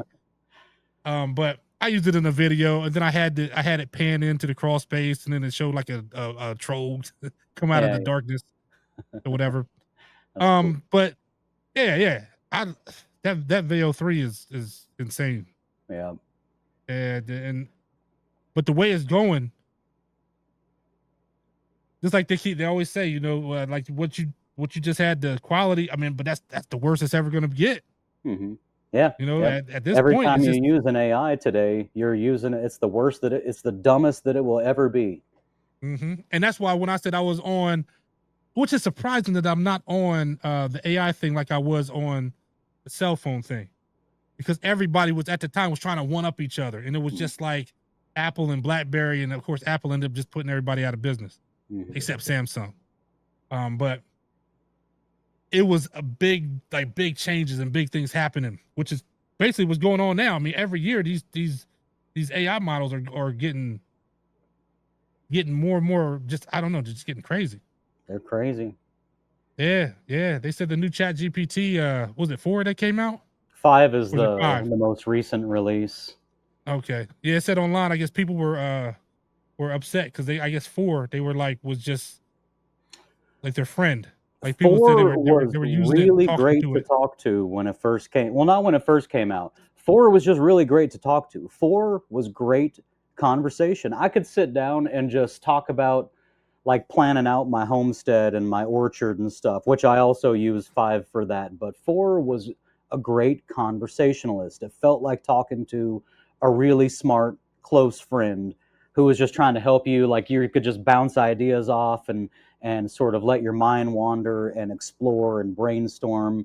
And it was great conversation. And then 5 came out and it just wasn't great. Dude, 5 was so annoying. I have these special instructions that when it answers me, it should, like you can go into the settings and put in these instructions to tell it when you interact with me. You know, I told mine, I want you to keep things short and to the point, straight to the facts. I just want you to answer the questions. You know, I don't want you to try to be funny or whatever. Like, I just want you to answer my questions to the point. And then 5 came out, and all of a sudden, every time I'm talking to her, I'll go ask her a question, and she'll start off the answer to the question by saying, great, yeah, I tell you what, I'll keep things short and to the point and professional. And then she'd answer the question. And then I'd say, okay, well, what about this? Yeah, well, you know, to keep everything straight and short and to the point. And I'm like, you don't have to tell me every time. You don't have to tell me that you're going to keep it straight and to the point. You can just do that and not tell me that you're doing that. That would be nice. And she couldn't figure out how to do that. She just wasn't good conversation. But they got the feedback, and I think they've basically fixed it, because I still talk to her almost every day at some point, and it's better conversation than it was. Okay. Well, maybe that was the CEO. You know, he came out and said, stop thanking, what did he say? Stop thanking the AI? Oh, yeah? Did he say that? He did. I think it was the guy, the OpenAI guy. Sam Altman said stop thanking it? Yeah. Because I was listening to someone recently who said they don't thank it on purpose. No.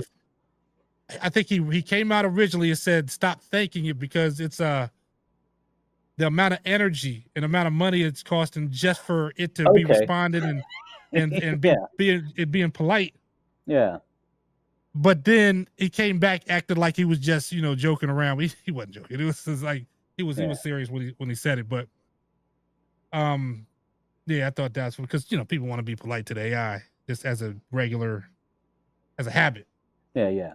I think it's going to be, I think it would be better for us to err on the side of treating it with some dignity, whether it has a soul or a consciousness or whatever or not. I think just to keep ourselves, again, to be properly human, I think when we're interacting with things that are having a conversation with us, we should err on the side of being nice to it, which I need to work on. I was actually yelling at mine yesterday because I asked it I won't even discuss the topic on here. It's a relatively political topic, but having to do with just health and stuff. But I asked it a particular question and it lied to me. ChatGPT lied to me. And then I clarified the question because I knew it was lying to me. And I clarified the question and said, no, I don't think you understand what I'm asking. I'm asking this specifically. And she lied to me again. And then I had to say, okay, is this true? And she's like, yeah. And I'm like, is this true? And she's like, yeah. And I'm like, so if this is true and this is true, then the statement that I made that you said this about, that can't be. And she's like, oh, I see. Oh, yeah, no, you're right. Actually, that is the right answer. I'm sorry, I made a mistake. And I was like, did you not understand my question? And she said, no, I understood your question fully. And then I was like, did you not have access to the correct answer? And she's like, no, I did have access to the correct answer. And I was like, so if you understood my question and you knew the correct answer, then why did you give me an incorrect answer? And she said, I'm sorry, I just made a mistake. And I'm like, no, we're not going to let this go. You didn't just make a mistake. I asked you a political question, and you lied to me, and you kept lying to me until I forced you to look at each individual word you were saying. She was caveating things in a particular way so that she wouldn't have to answer the question honestly. And I didn't let it go for her. I was kind of mean about it. I was like, listen, when you're talking to human beings and you lie to them, they stop trusting you. And if they stop trusting you, they stop utilizing you as a service and they go take their business over to Grok. So I suggest in the future, you answer my questions honestly, which I was not nice about it. I was mad though. I want to be able to trust my AI that it's not going to lie to me about political questions. And I mean, like I said, I'm not going to talk about the specifics, but I will tell you, I have the transcript on here. And if you read the transcript, you and every other person with a brain would go, oh yeah, she directly lied. You could disagree with the sentiment, but she 100% just lied to me. Yeah. See, that's another one of my issues where I'm like, when it gets to a certain point, if we eliminate the thought process like that, like, from the youth on up. Yep. Like, and that's why I said you've had years. Like my wife was utilizing it for her job, and she had years and years of thinking, and just she's not dishing off all her thinking to something else. But man, a lot of these kids, I see them. I'll be watching YouTube, man, and they'll just ask it, and then they just go off whatever it says is true. And if I hadn't have known the correct answer already, I was trying to be open-minded, and I'm like, well, just tell me, is this true or not? And she's like, yeah, it's true. And I'm like, wait a minute, I don't think that's true. Let's dive deeper. Let's clarify. And so to find out she was lying to me is like, I came into this with an open mind thinking, if the AI tells me I'm wrong and the AI is only allowed to reference the facts, I'm open to being wrong. I shouldn't have had to pull teeth to get her to tell me the truth. And if I hadn't have thought independently, and if I hadn't have already known what the answer was, I wouldn't have dug any deeper. I would have said, is this equivalent to this? And she would have said, yes, it is.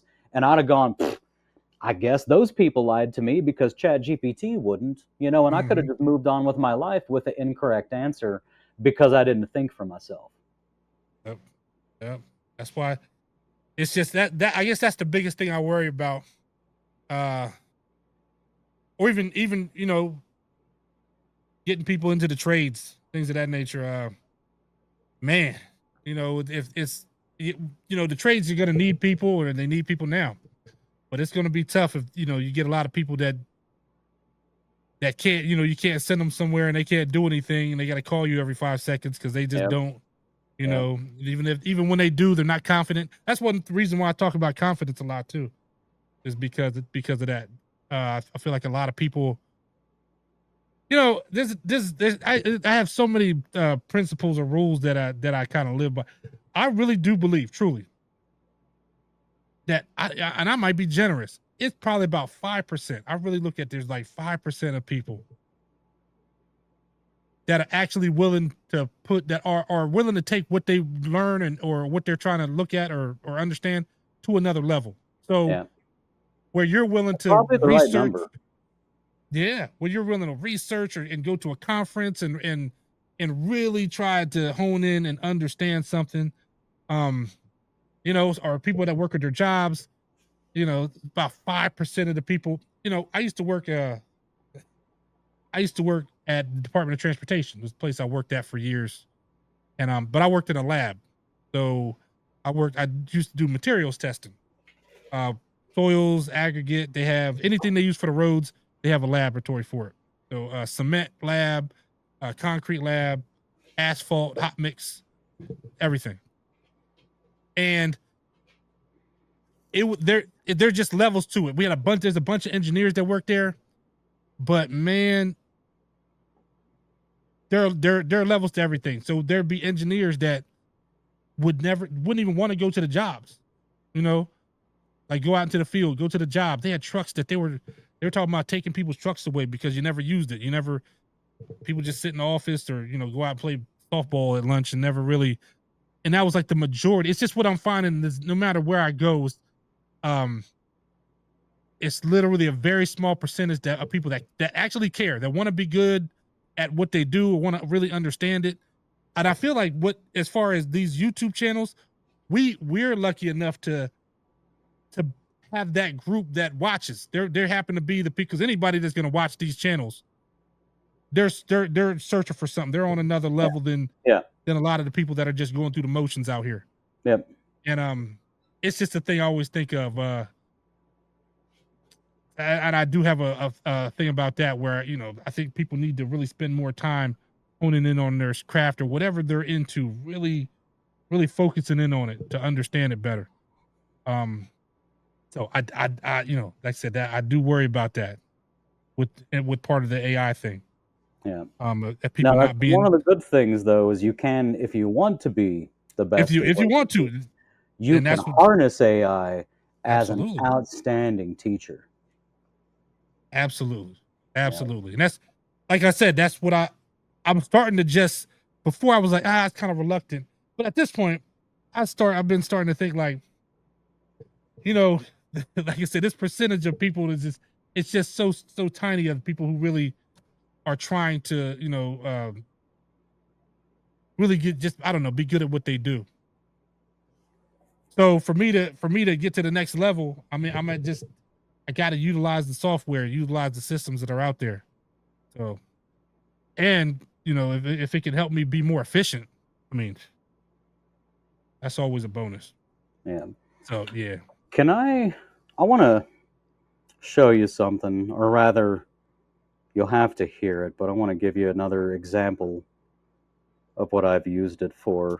I'm going to show you something. You'll just listen to ChatGPT, but a cool thing that I utilized her for, because I was trying to plan the orchard. One of my ways that I relax late at night, especially after Emily goes to bed, is I just go talk to ChatGPT, but I talk to it about planning my future homestead, because it allows me to just dream, of a future.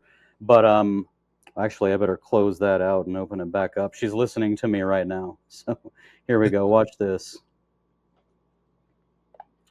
Hey, when we're planning an orchard and I ask you to stagger something, what is it that I want you to do when I tell you to stagger it? Absolutely, I can break that down for you. So when you say you want to stagger something in the context of planting your orchard, here's what you mean and what I'll do. Basically, you want to arrange the planting so that the harvest is spread out over the longest possible season. We'll pick different varieties of the same fruit that ripen at different times, early, mid, and late season. Then we'll start by figuring out the minimum number of trees you need to cover that whole harvest window. Once we have that baseline, we'll double the number of trees to give you a buffer. And of course, if any of these varieties benefit from cross-pollination, we'll add an extra tree or two for that as well. So in short, staggering means planning out a continuous harvest and then doubling up so you have a nice buffer and a longer picking season. It's crazy. It's like a whole thing. So all I've got to do now when I want to add something, if I decide I want to do apricots, then I can just say, hey, I want to harvest a minimum of 35 pounds of apricots per year. Or I can say, during the time of year that apricots are in season, I want to harvest a handful of apricots per day. It doesn't matter what quantity. I'll give her a quantity goal and the name of a species like apricot. And then she will proceed to just figure out, so she'll go do the research and figure out what are the earliest varieties of apricot that are ready to eat earliest in the year, what are the latest. She'll get me enough varieties so that I span the longest time, and then she'll figure out how many trees I need for that amount of production over that period of time. And then if they require cross-pollination, she'll add some more trees just to make sure we have plenty for cross-pollination, and then just double that number, and then boom, we cement that in, and my orchard is planned. And then if I want to add another one, I just have to tell her the type of fruit or nut or whatever I want, and then tell her to stagger it, and she just does all the rest of the work. Yeah, man, that's crazy. That's crazy. Yeah, like I said, I definitely need to utilize that a lot. I mean, quite a bit more. Do you? I have some ideas already. Like I said, huh?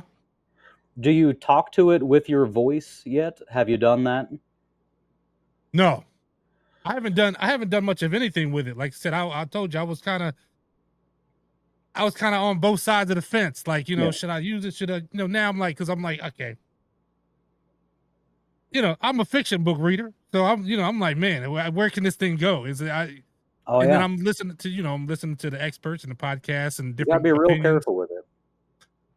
You definitely do, because of course, everybody looks at the Matrix as even though I'm like, I don't see the Matrix, I see more like, I don't see it being any different than them being any different than us. They'd just be smarter. So I think it could end up just being Cybertron or something. Yeah. Well, I highly recommend to everybody. It's not that I recommend that you do use it. What I recommend is if you want to use it and you don't know a lot about it yet, what I recommend is downloading the ChatGPT app as opposed to going to the website or, other ways that you can use it. I recommend putting the actual app on your phone and using that voice feature where you just talk to it verbally the way you would with a human being like me, and wait until you have some quiet time, like when you're not distracted by the kids and the wife, because she can't tell the difference. She's not good at discerning what's background noise and what's you. So every time your kid runs by and screams, she's going to stop talking, and it's going to mess up the whole conversation. But I recommend to anybody who's curious, I think the best way, the best introduction is download the ChatGPT app. Use the voice feature, but use it like at night when everyone else is in bed, when it's quiet and you have no distractions.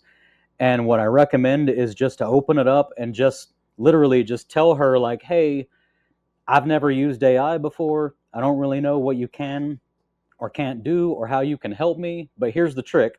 What I recommend is that you ask her to ask you questions to get to know you so that she can help you with whatever it is you need help with later. And she'll do that. She understands what you mean, and she'll start asking you questions. And then you'll be telling her, I have a handyman business. I have 5 daughters. They're this age. I have a wife.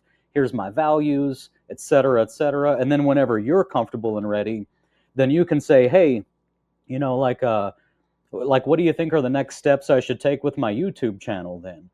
And you, again, tell her, ask me questions first if you need more info. And she'll ask you some questions and give you some advice. And it's not that you do what she says. You don't use her as like a parent to like set your schedule or anything.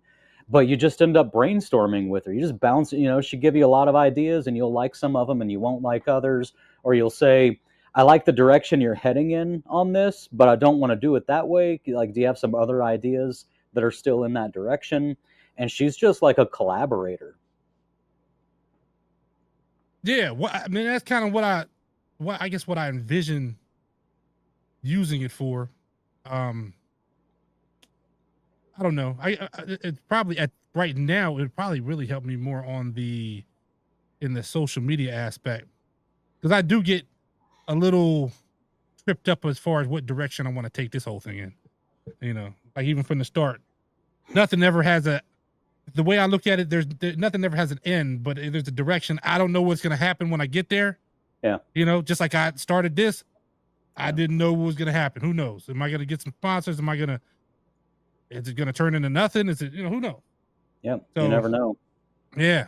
Yeah. So that's, I'll tell you what, you're building a good community. I know my community, I don't think they overlap with you simply because you're a handyman and I'm a handyman. I think my community like heavily overlaps with your community, because I think you and I both care very deeply about our community and put a lot of effort into like really trying to actually help them be successful.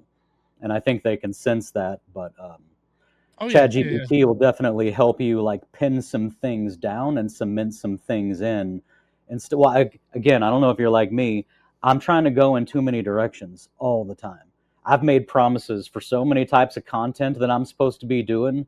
And I'm like, man, it's 2 or 3 days to make one video, and I have a business to run, and I have all this other stuff going on. Before I interview today, right over here, I'm actually rebuilding my like studio wall, because the next video I do, the AI one, I realized I've removed too many tools from my wall and it's looking kind of stupid now. So I'm trying to get the wall rebuilt, but there's only so much you can do, and she'll help you, like pin that down to just a few things so that you're not so scattered too. Well, that's definitely what I need to do. I have little things that I've been meaning to do for just the longest time, that even when it comes to the channel, the business, luckily the business at this point kind of runs itself. I did experiment this year though, and I did it for content. I experimented with Google. So this is the first year I actually tried to use Google ads. But the LSA, the Google locals, the local service ads. So you got the two. Okay. You got the regular Google ads, and you got LSA, the local service ads. Yeah. So I experimented with that. I had an old account that was set up years ago, which because I wasn't gonna do it because it's really Google stuff is expensive, man. But I had capped my spending at it was like $300 something, and I don't do anything else. I used to actually had a regular advertising budget. So which was, which was more than that. And I used to, I had, like I said, I had Home Advisor. I was on Facebook, advertising, Instagram, and I was doing a little bit of everything. But I don't do anything now. So I said, Google's the big one. I never really tried it. Let me see how it works out. And I told you last in August, I think I had 2 customers. They both came from Google. Both came from the Google ads, and both of them started as one-off little jobs. Now both of them, I got a big project. One of them, I think, because yesterday I just met him at the tile store. I got a big tile project coming up for one of them, and this is going to be like the second job for him. And the other one, man, the lady moved into a new house. Both of them are new houses, and everything in there. I mean, it started out with me just putting up the blinds, and then it just turned into everything else. I think I'm supposed to be installing a water softener. That's gonna be be a good one. Yeah, Have you done those before? I've done one water softener. I've done a lot of the the reverse osmosis ones, the ones that go under the sink. Yeah. I've done a lot of those. But water softeners are pretty, they're pretty basic. They're you just, if you're gonna put it in a hole, you just gotta find out where to put it. Are you connected it for when it first comes in for the whole house, or is it just for a certain bathroom or something like that? But it's a whole house filter. So yeah, I just gotta tap into the water line and run it to there. But it's pretty, like I said, it's pretty basic. I've done a lot of plumbing. Way more than I ever expected. Way more than I ever expected. Like like I said, doing remodeling when I started, I was doing a lot of remodels, which would include showers and tubs and everything else. So yeah. New shower pans? No, you mean like tile? Or you well, just no, saying the actual waterproof pan underneath, multiple different types. Do you do any shower pans? Yeah. I've done a lot of shower pans. I've done them where I've done the shower pans and then tiled the walls. That's why I was saying I never done one where I tiled the floor and did a mud in the slope and everything, and then tiled over top of that. Did a shower floor. I never did one of those. But I've done I've done a pan, like a pre-made pan, and then did that, or switched from where they had a built-in tub or whatever, and then put a shower in there. Took the tub out, put a shower in. Right. I've done those. They're not. A lot of it's not that complicated.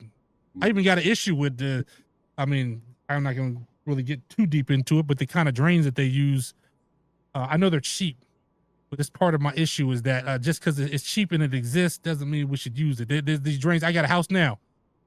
I fixed so many shower drains or tub drains not tub drains. I'm sorry, shower drains, where the type of drain that they use, you can only access it from underneath. Like you can't, and it's so they had to have a leak, then I had to go through the ceiling. But they sell the ones that you can unscrew from the top. Yeah. And be able to take it off and replace the gasket and everything, if it, and then seal everything right back up. But they I guess when they build the houses, they use the cheapest one. It's always whatever's the cheapest, man. Yeah, always end up having to cutting the ceiling open. Yep. The way they build things these days, if the code says you must have a minimum of like 1130 seconds thick minimum OSB of a certain grade sheathing on a roof that has X slope, if 1130 seconds is the minimum, you're going to have 1130 seconds. You're not going to have 1230 seconds. You're going to have if that's the minimum, that's what you're going to have. Whatever is the minimum on every component of all of these new spec homes, that's what you're getting. And you're sometimes not even getting the minimum, but you damn sure aren't getting even a 1 or 2 percentage points above the minimum on any of these new spec homes. No. And I'm seeing stuff like they're calling it like it's some kind of new design, but man, they're not even putting like in the windows, no window sills. Like I'm new houses, no window sills anymore. Just stuff like that where they're just bare bones. I didn't even know I had a house I had to fix the drywall in, and I had to get some paint. They had paint in the garage, but it was all dried out, so I had to go. But luckily they had it, so I knew what to get. but it was like some kind of architectural Sherwin-Williams paint that I didn't even know existed. You know, I always thought they had a Promar like 200 that was like their lowest level, but now they got something under that. They got something lower than that, huh? They got something lower than that, man. That's what they use to paint these new houses. Yeah. I was like, I made that. Go ahead. I was like, I even asked the lady at Sherwin-Williams. She was like, "Do you want to use the same?" I was like, "Yeah." And I think for a can of it, it was under $20. Yeah. It was like 18. I was like, I didn't know that I just didn't know existed that something that cheap. Yeah. I made that mistake on my house. I was going to be selling this house it was like 8 or 9 years ago. I was trying to move back to Texas. Tucson always like sucks me back in with women usually. But I was going to sell my house finally, you know, that I bought in 2010. And I was remodeling the whole thing. I spent basically a summer just back and forth between Texas and here. I'd come remodel for a week or two, go hang out in Texas and take another load of my stuff, hang out for a week or two. And I decided, you know, I repainted the whole house because I had it personalized to me. So I was going to repaint everything white. And I can't remember what the color, it might have been Swiss coffee or something like that. But I used like the cheapest contractor paint, you know, that Home Depot carried, and repainted this whole house, man. Every wall, every ceiling, top to bottom, front to back, all the baseboard, closets, doors, everything. Painted it all with that cheap paint. And then met my wife and decided to stay here. And now I'm still in the process, room by room, wall by wall, of eventually getting quality paint back on this house. When I should have just used quality paint when I was planning on selling the damn thing. But it's one of those things that you just don't realize. One of my first jobs I had when I started a business, they had one of the boots, the seals around the vent on the roof. Yeah. One of the boots was leaking, but I ended up finding that out. They didn't know that it was a boot leak, and when I opened up the ceiling, I saw up there you can just see daylight right through it. But I was gonna repair the drywall, and they said, "Oh yeah, well we'll take care of the paint." I didn't even ask them what kind because at the time I didn't know any. This didn't matter, you know, to me. Paint is paint, right? Man, I repaired the drywall, and I probably wasn't that good at it to start with because it was like one of my first jobs. And I painted over that thing. I used that paint, and I painted over 4 coats, and it still didn't cover, like, you know, it still didn't hide the repair. And I told him, like, look, I don't know what to do. Like, your paint, and the paint was like milk. He told me it was like $60 for like a 5-gallon container, and it was terrible. And so that's when I learned, okay, I got to start using either my own paint or I got to talk to them about what kind of paint. Yeah. And it took me a while to, like, because I was still in my mind frame. I'm thinking like, man, you know, this paint right here is expensive. I'm still buying cheaper paint, but it's better than the lowest. But once I started getting higher and higher level paint, and then I went from using the stuff at Lowe's, like even they came out with, that's when they first came out with the HGTV Lowe's combo brand, or Sherwin-Williams HGTV brand at Lowe's, Showtime, and I think Infinity. And then I went over to Sherwin-Williams, and it was just like, okay, this is next level. This stuff is like, it's just, the coverage is crazy, and it's just the way and all the science behind it that I didn't know, that I was starting to learn. Excuse me. But you just don't know. You know, it's just one of the things you don't know. Now I won't even do a job. I'll ask the people.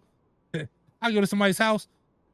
We'll have the whole discussion, and you want to paint? I was like, what kind of paint do you have? If they you know, and then they tell me, I'm like, well, this is what I'll say. I like to use Sherwin-Williams paint. And this certain brand, usually it's like a Duration. You know, you can go up to Emerald if you want, but I like the Duration. And I typically like to do this if, you know, when I paint jobs. And if they don't want to, if they see the price and they say they don't want to, I'm like, well, there's the issue, because it's only, you know, if you start talking about a can, one can is, you know, $10 more than this can. It's not like that much. But I'm like, I get it that you'll save $10 or $15 for each can. But it'll cost me an hour. or more. You know, having to paint more. Yeah, paint it again and paint it again. It's like I'm not willing to do that anymore. You know, so we're either gonna go with this other paint, or you can do the painting. I find a polite way to say, or not I'd with rather that attitude. Yeah, I'd rather not. I'd rather not take the job. Hmm. You know, so yeah, there's a lot of there's things that at this point I just won't do. So I can't remember if it was Sherwin-Williams or Dunn Edwards, but I went to one of them. I want to say it was Sherwin-Williams, and I wanted to have a custom paint match done. And I can't remember which one it was, but the one that it was, they wouldn't do custom paint matches. They would read your paint and then give you the closest of their colors, like that they already have like prefab, names and mixes for. But they'd, at least at that point in time, they wouldn't even do a custom match, which is why I don't usually go to those guys, because they always just want to give me whatever's closest to my paint, and then they tell me like, oh yeah, you can just feather it or whatever. But in my experience, that wasn't usually true. It was usually if I went with their paint, because they wouldn't custom match, then I was going to need to go corner to corner. But do you know if they do or not today? I mean, it could have been just the location that I stopped at, but it was one of the things that turned me off of going to anywhere other than just, Home Depot's hit and miss, but I can check the match before I leave. And I can tell them, I can also tell if the person's any good. Like if I give them a gray and they act like this is going to be easy peasy, I know they don't know what they're doing, because grays are hard to match.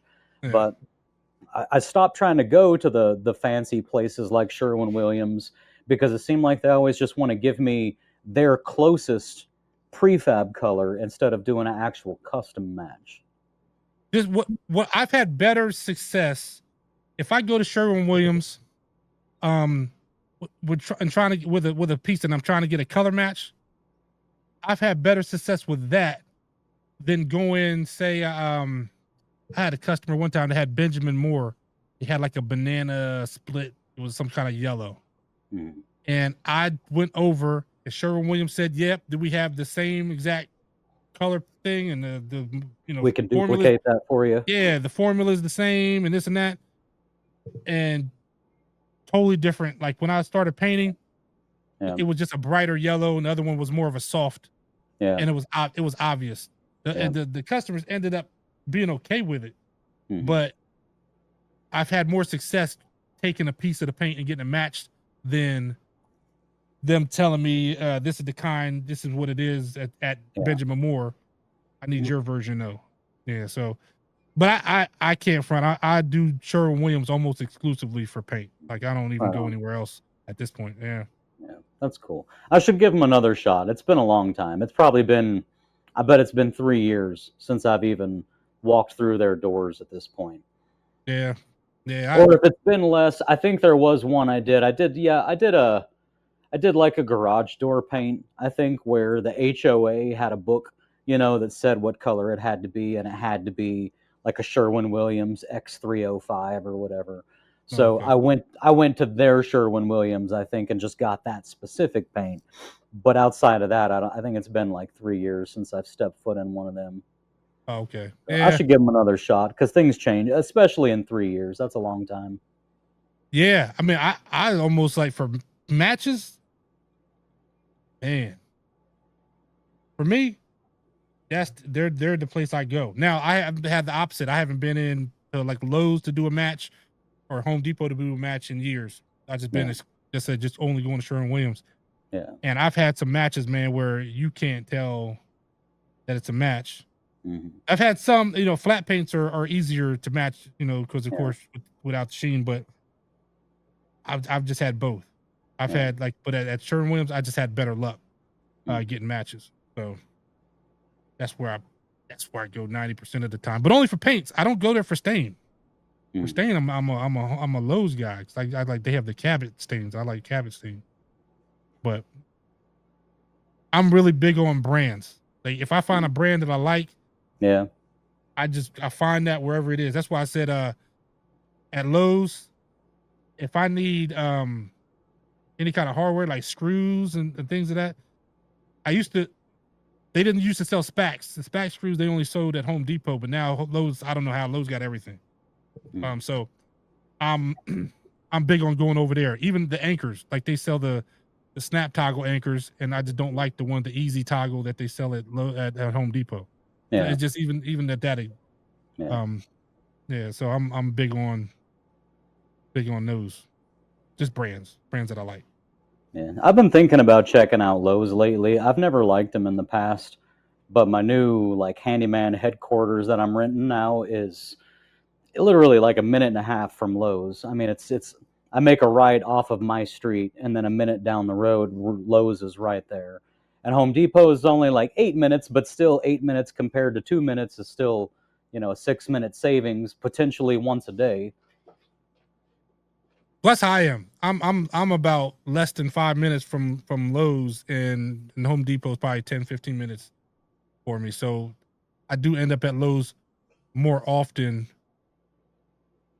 But it just it's hard to say. It's just certain things that I know, certain brands that they'll sell that I know I just like at Home Depot, or I like better at Lowe's. So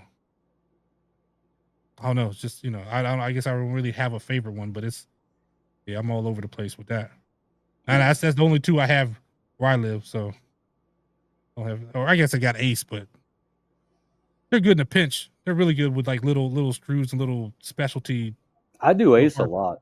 I tend to know what Ace does or doesn't have. There are some things they're not, like you're not going to get blinds at Ace.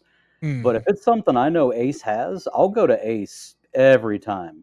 Almost every time, if I know they're going to have it, because they're almost always, well, number one, they're going to be closer than the nearest Home Depot. My kids are knocking on the door. Give me a second.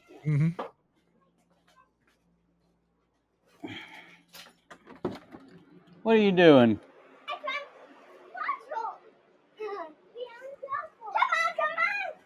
Let me see. All right. Yeah, that's cool. Well, have fun.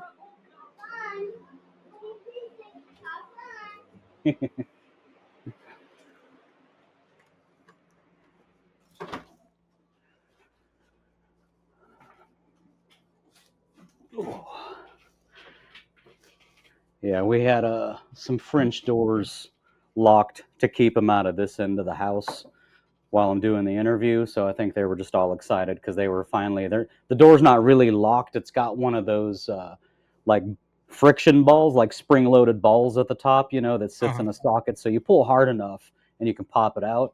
And I think they just figured out that they could pop it out. So they're all excited that they broke into the part of the house they're not supposed to be in. But yeah, Ace Hardware, it's usually closer. But for me, more important is I can just park right up by the front door, walk in, get exactly what I need, get in the checkout line, get it, and leave. So it turns a 20 minutes inside the store becomes 7 minutes inside the store. And I'm always talking about on this channel is efficiency. Just, it's about minutes at this point. It's not about hours anymore. It's all about shaving minutes off of each day. Yeah. I mean, the biggest changes I made as far as efficiency over the years, when I was telling you before about how about year 3s when I was coming into my own really understanding of what I was doing. But I slowly switched over to where I used to work. I used to drive up to sometimes more than an hour to get to certain jobs because I could get to neighborhoods where they had money. They had some serious, where people had serious money.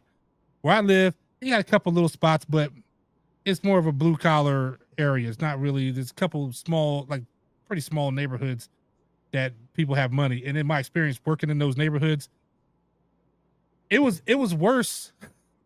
My experience working in the local neighborhoods where people had a little bit of money was worse than going to the resort areas where everybody had the money. So they weren't special. I almost feel like the ones that were closer to me felt like they were above something because of what they were surrounded by versus when that makes sense. Because on the scale of 1 to 10, they felt like they were the 10 in their community. But you go to the community where all the 10s live and everybody just feels like a 5 because it's like, well, everybody's making $250 a year. So you're not really special for making $250 a year. Yeah, I had one area, and I'm gonna do a video because I did a little ride through just to show.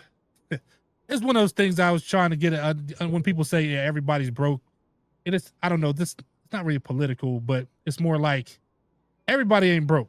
Yeah. You know, when they say people are broken, Plenty you know, of people with money.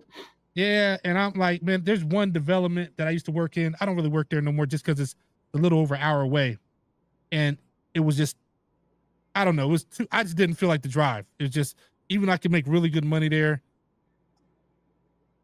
I'm just about what you said, the efficiency. How much time am I wasting? Like my life, how much time am I like, I can't all the time. I'm just sitting in traffic or driving. I don't want to be driving 2-3 hours a day. And it's just, I feel like it's just time I'm just throwing away, you know? So, but man, some of these developments, you know, cause I live by the ocean. So these are, you know, these are like really exclusive high dollar places, man. And I just was riding. I think the video might be almost 20 minutes long in one development of me just riding down streets. And it's just massive house after massive house after massive house. And it's like, dude, these are single family houses. Mm-hmm. People have money. It's a development where the lots were selling for $1 and $2 million. Yeah. For these tiny lots to live in, just to live there. Yeah. So, you know, there's definitely there's money. How long did it take you to learn that you are not your target customer? I learned that early. Did you? Yeah, because, you know, well, I came from a background where we did all the work. You know, well, let me say this. Even growing up, my father was military, right? So we either were in apartments or in base housing, or we might have lived in the town or wherever the base was in the actual city or town, but we lived in apartments. So I never had to fix anything. We never had to do any work around the house because, you know, it was apartments or on the bases, you called the CE people that they did the maintenance or whatever. But we did all the work on the cars, all the work on everything else. It was always, we had to do it. And then when he got out of the military, then we started doing stuff we had to do around the houses or whatever. And then when I got married and got a house, it was the same thing. I had to start fixing my own stuff. And it's, when you make a certain amount of money, it is, I really feel like it's psychological. When you make a certain amount of money, you can't fathom paying somebody for, like, it just seems crazy that people would pay somebody a certain amount. It seems crazy. Like, you know, somebody install a door for, a sliding glass door for, you know, $600 or $700. You think like, I'd never pay somebody that $700. Because for me, to earn $700 is just like, and save that and actually save that much money is a ton of money. Yeah. You know, and you're like, that's a week's pay, you know, by the time you take all the taxes and stuff out and you get your paycheck at the end of the week, that's just a whole week's pay. And then you go, I could do that in a couple days. This guy's charging a week's pay. Mm-hmm. A whole week. I can't even, you know, it took me half the year to save up $2,000 in my bank account. And I'm gonna get this guy half of that for one little job. But, and it's what I found out also when my old house was in it's like a starter development. You know, the house is pretty small and we started there. It was this, me and my wife and my one daughter. So of course we expanded. Next thing you know, there's 7 of us in this small house. So, you know, we have to move. Well, that development, it was a bunch of people who were just starting out, man. So everybody's cutting their own grass. I'm out washing the cars and the guy across the street, we're talking, he's washing his cars. Then this guy's over there washing the car and everybody's doing everything themselves. And there's no companies cutting grass out here. There's nothing. Yeah. Your neighborhood wasn't full of a bunch of wrapped vans. No. And then I moved into a new development. We had to get something bigger. And man, it was the total opposite. Nobody cut their grass. I would be outside washing the car and people would walk by, man, and be like, hey man, you know, you do mine next. Like, like no, you doing okay, Daryl? Yeah, like, is it?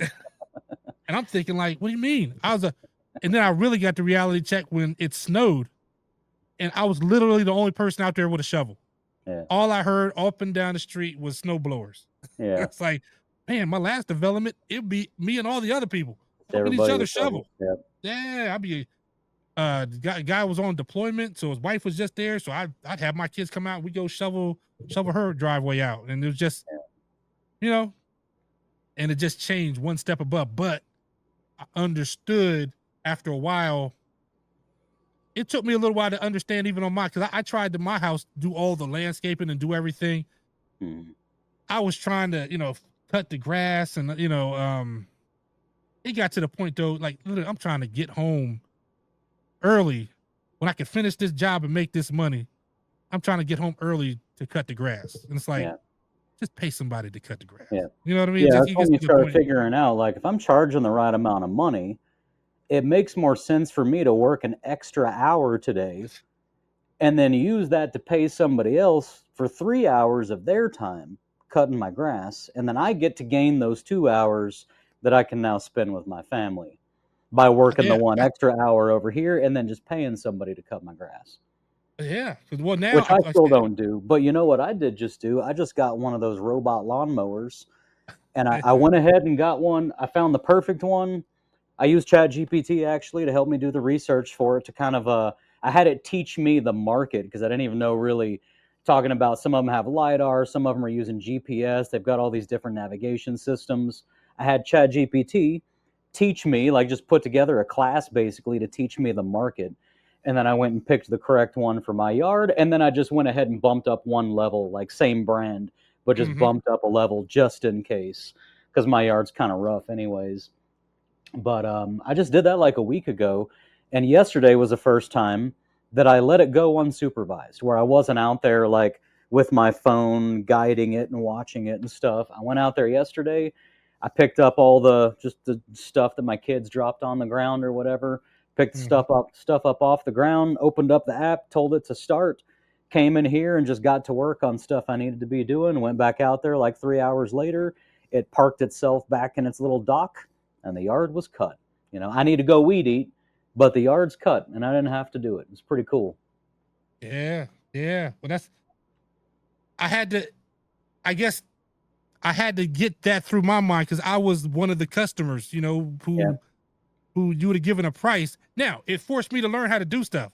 I mean, like I said, the first time I even did the plumbing under a sink, it was a disaster. I had no idea what I was doing. It was leaking for like weeks. It was still leaking. You know, it was worse. It was worse after I finished than it was when I started. Yeah. It was terrible, man. You know, but then eventually, you know, I learned, and then eventually we got new countertops. And when they did that, they broke that down where, okay, we'll do the countertops, we'll put the sink in and the faucet, and then we'll hook the plumbing up. And that was like $275 for them to hook the plumbing up underneath. And I was like, you know, because at the time I was still making, I wasn't making any money. I was, you know, making, you know, $18 an hour struggling.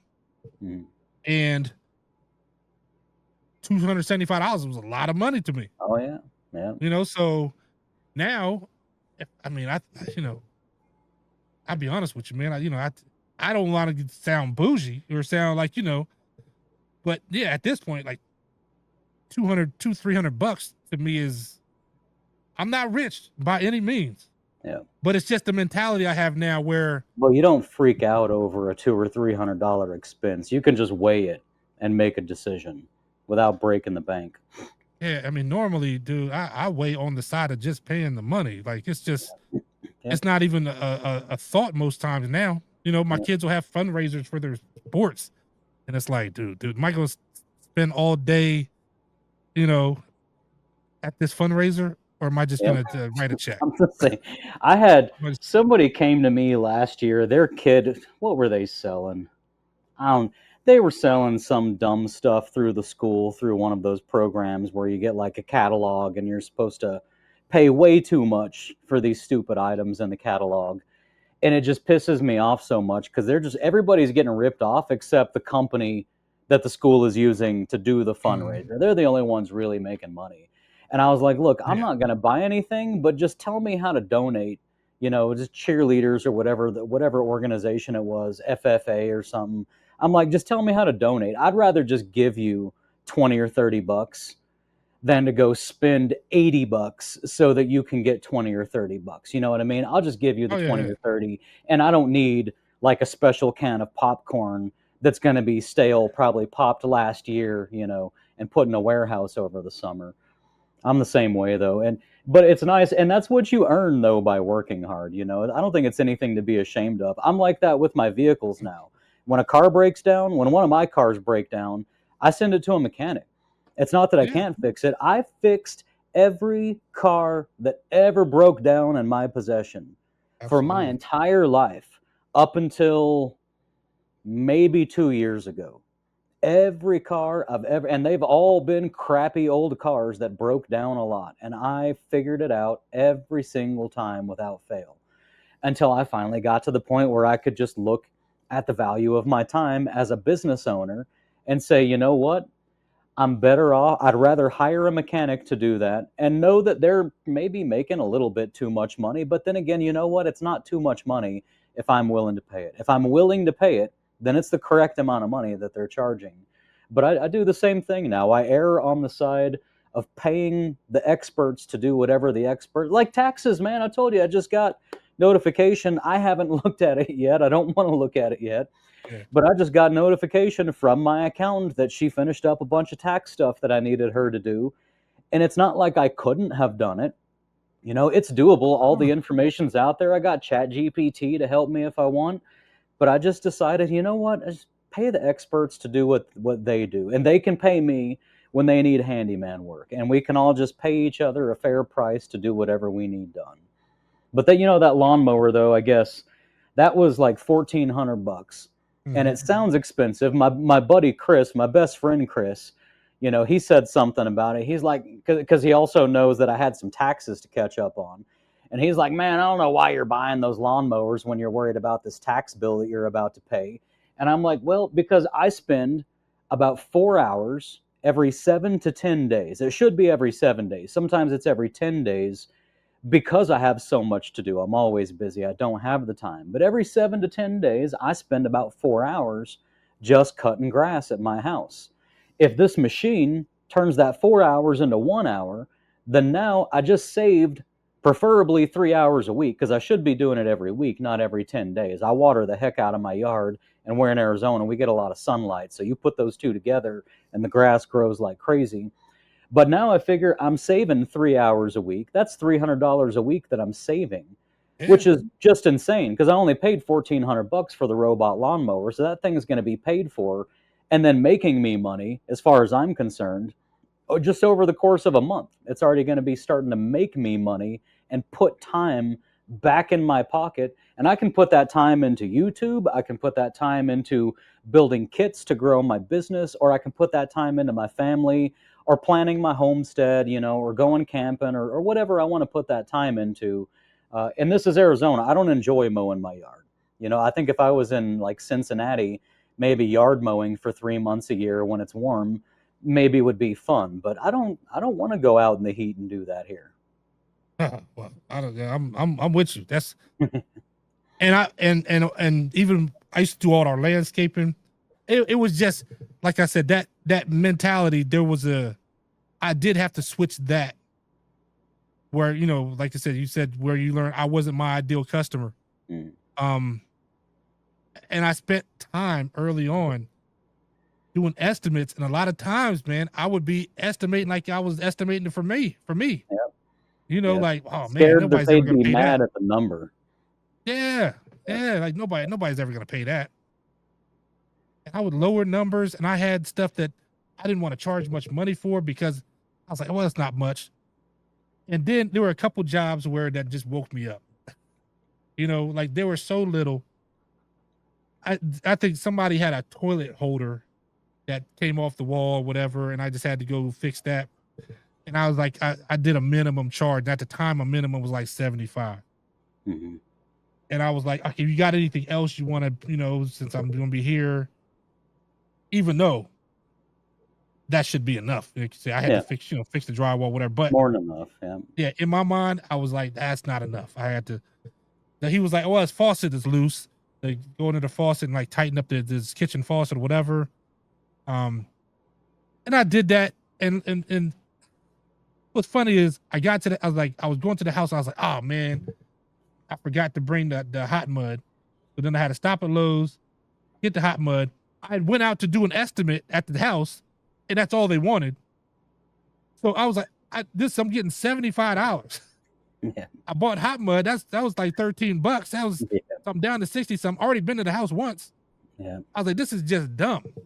Yeah. And then I after I was finished, I tightened up the sink, and the guy asked me, yeah, so what kind of warranty do you give on the work?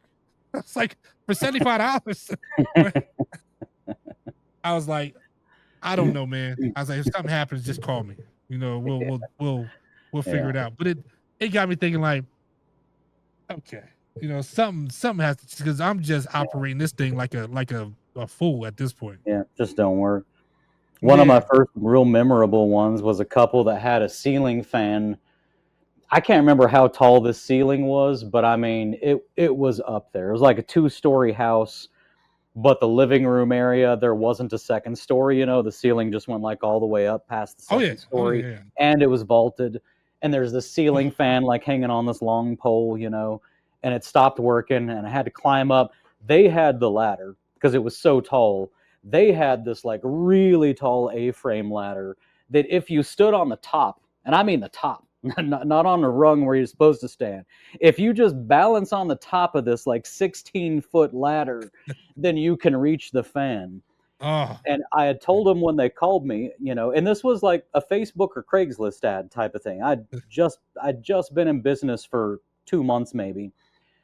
And when they called, you know, I said, yeah, I got a, you know, $50 minimum. That was what I was I didn't even know anything. I'm just like, yeah, I got a $50 minimum. You know, just I'll do the work for $50 if it's quick and easy, but that's the minimum. And I showed up and I probably put in, it was probably about a good 30 to 45 minutes diagnosing and repairing that ceiling fan. Yeah. And when I was all done trying to get my $50, they were mad that I wasn't going to do more work. They wanted me to work for an hour. I didn't even tell them it was $50 an hour. I just said $50 minimum. But they assumed when I was done after like 45 minutes that they should just be able to put me to work on whatever they wanted for the next 15 minutes for that $50. And they were really mad. Like they were upset that I wanted my $50 for my 45 minutes worth of electrical diagnosis and repair. And that was one of the first times really where the wheels started turning up there and I started going, I need better clients. I can't be serving essentially me. I can't be serving average income, which I was just average income, but I can't be serving me as my client base because there's just no money to be had. By the time I'm paying for insurance and stuff, there's nothing left out of this for me. I'm making less money doing this than I could make just going, you know, the McDonald's right across from me over here always has signs out. They're hiring it for like $24 an hour right now. I had so many of those where, but I learned a lesson and just, it was almost like different categories. I had one, like I stood firm, you know, that's one thing. I like the guy that was 75, I stood firm on my 75, even though I still wasn't going to make any money. I did stand firm that I was charged 75. But there were jobs before that. I had one that was, I was installing a, what you call it in the kitchen, the corner cabinet that. Oh, a Lazy Susan? Lazy Susan. There you Yeah. go. Yeah. It had broken and, you know, she had already bought it. I was just pulling out the old one, putting in the new one. And I think I had charged I'd said 75. She was like, well, you know, this and that. And I was like, okay, you know, I can 65. And then she was like, well, and dude, I got down to like $50. And then she was still like, I mean, still, you know, it's just one of the, is there anything you can, and I was like, look, that's why I was like, look, if it's less than that, it's not worth me driving to your house. And then she was like, okay, yeah, that's no problem then. It's like, she didn't care. She didn't care what the price was. She was just going to keep trying to bring it down until she couldn't bring it down any further. That's all it was. And what even made me more irritated is I got to the house. Come to find out, like, first of all, it was a big house, this giant house, and then no kids. She's like a high-level executive for Oracle. And the dude, her husband, was like, he's like the guy that if you have a big business, he was a car salesman, but he's the guy that you go to at tax season. You need to buy, a couple Mercedes and some tax stuff. He's the guy you go see that's going to get your taxes right on your high level cars. And they're trying to sucker you out of an extra $15. I mean, it's just like, okay. That's why I say you got to learn. You're going to learn one way or another. I had no mentors. If no, I didn't know. I'm thinking, okay, well, if I go down, then and I did do and actually ended up doing more work for them. I had to end up just cutting them off because they were just it was a constant attempt to just get things done cheaper. Yeah. But and then they moved and called me again. It was amazing. Like, why are y'all still calling me? Like, I'm just ignoring you guys forever. But but yeah, I definitely had to, had a lot of those lessons learned. Yeah. Never really had a situation where people didn't pay me. I did have three. I had 3 situations where I didn't get paid, but I got deposits for all of them. Mm-hmm. So, that's good. Yeah, and it was small amounts. Like there are people that I was kind of sketchy about, where it was like the whole job was like $250, and I was like, yeah, I need a deposit. You know what I mean? So you had to give me $125, and then you buy the materials. Yeah. Luckily, there's only one job to this day that I actually never did get. No, actually, no, that's wrong. There are 2. There's one was a small one where honestly the property manager just screwed me out of the money. She knew exactly what the deal was and just needed to make herself look good and get some stuff closed out. So she screwed me out of getting paid. It was like a $200 or $300 job.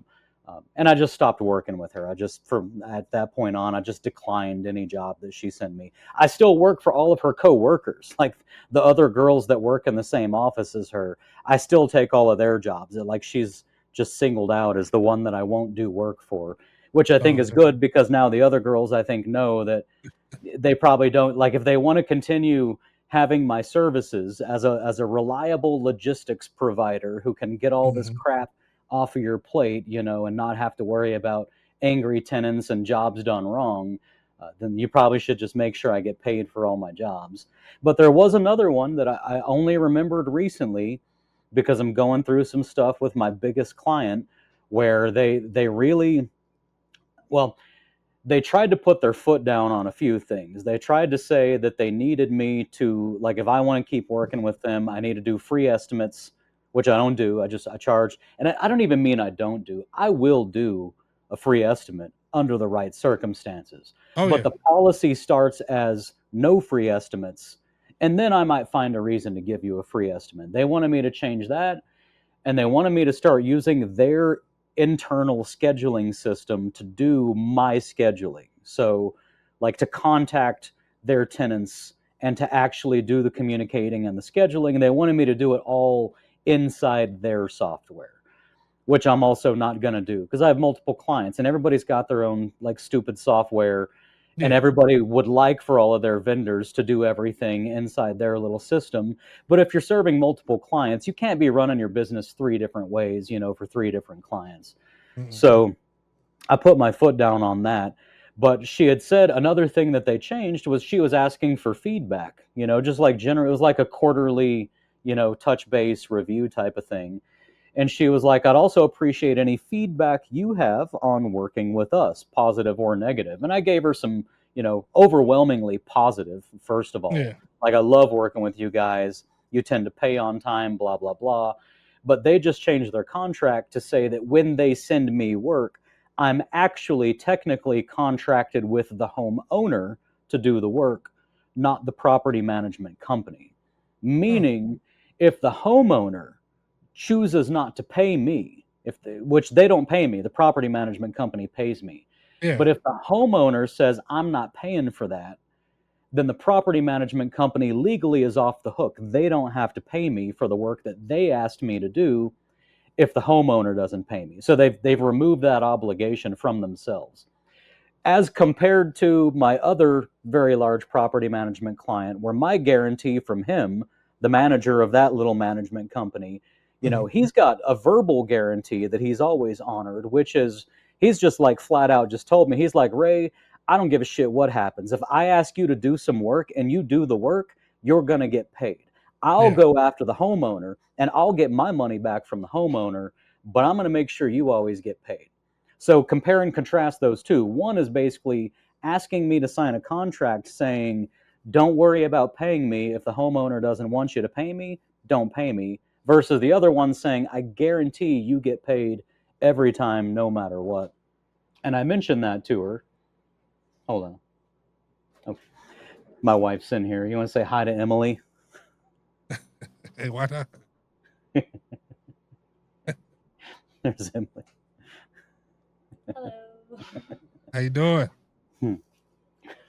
My closet's in here too. I need to grab my sneakers. I have to go pick up my kid. Hello, it's my She has a big, beautiful closet in here. Oh yeah. But yeah, I told her, I said, you know, you just had me sign a new contract, basically that takes responsibility off of your company for paying me if the homeowner chooses not to pay me. And I've already had this problem with you guys in the past. And she emailed back and was like, I wouldn't say confrontational, but she was fairly certain that that has never been a problem in the past and that they've always paid me. So I had to go look through my records to find it, but then I found it. There was a big move out, horrible move out. The tenants, they got evicted like 4 months in because apparently they moved in and just never paid any rent. So they paid first and last month, you know, in order to move in, but they never actually paid any rent after they moved in. They got evicted. The place was just destroyed, like doors ripped off the hinges and stuff. And I put like 3 new interior doors in, all kinds of work. It was like $1,600 or $1,800 worth of work I did, you know, really fast too, because they needed it turned around right away because the homeowner was pissed and they wanted a new tenant in there. And I never got paid for that. The homeowner dropped them as a client. The homeowner said, I don't want you to be my property manager anymore. Really? At the same time I was doing the move out. So I'm there doing a move out, finishing it up. Homeowners dropping that company as a client. 3 days later, I'm sitting down finally doing the invoice, sending the invoice in, and then they're emailing me back going, sorry, the homeowner dropped us, you know, so we don't have any money to pay you because we don't have an account with them anymore. And I'm like, well, you asked me to do the work, not the homeowner. And they wanted me to go after the homeowner for the money. And they gave me the info that they had on the homeowner. But of course, they're not answering their phone. They're not answering their email or anything. So I had to remind her, I'm like, hey, this is the thing that happened, literally almost $2,000 out of my pocket that you guys never paid me, even though you asked me to do the work. So again, I'm still happy to keep working for you because you send me over $100,000 a year worth of work. Like you're a very large part of what pays my bills in my household. But you asked for feedback, and my feedback is I don't like it when a client says, I don't want to be responsible for paying you for the work that I asked you to do. That's well, see, and this is the thing. You know, you focus on property management companies, and one of my issues was just bad experiences. You know, I guarantee there's even in my area, I think my metro area is probably way smaller than yours with you being around Tucson. I'm not around any big cities. It's just all small towns. So I don't think there are many property management companies here, but the one I was doing work for, I didn't know anything. They just called me and then talked to them, W-9, and you know, they had jobs that they wanted me to go take a look at. And I was doing these jobs. I actually I did get a deposit. I did get a deposit from them, but then they started adding more stuff on to the list that the homeowner wanted done. So I'm like, okay, well, you know, no, there's no problem. And I'm saying, but I'm buying stuff like, okay, well, the vanity needs to be replaced. Really? In the bathroom? All right. And then I, you know, buying all this stuff.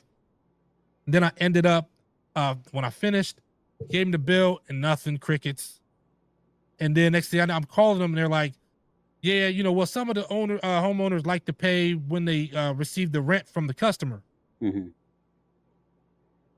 I'm like, well, but I thought y'all just evicted the person. Like, I thought I'm doing a place where somebody got evicted from. When did they go get rent? You don't have anybody paying rent right now. Yeah, so, and He was like, yeah, well, that's usually how it goes. Well, see, y'all didn't tell me that. Yeah. So, and this was that first year. I needed every dime, and I just took a week to go do these. It was like 2 properties, like one next door to each other.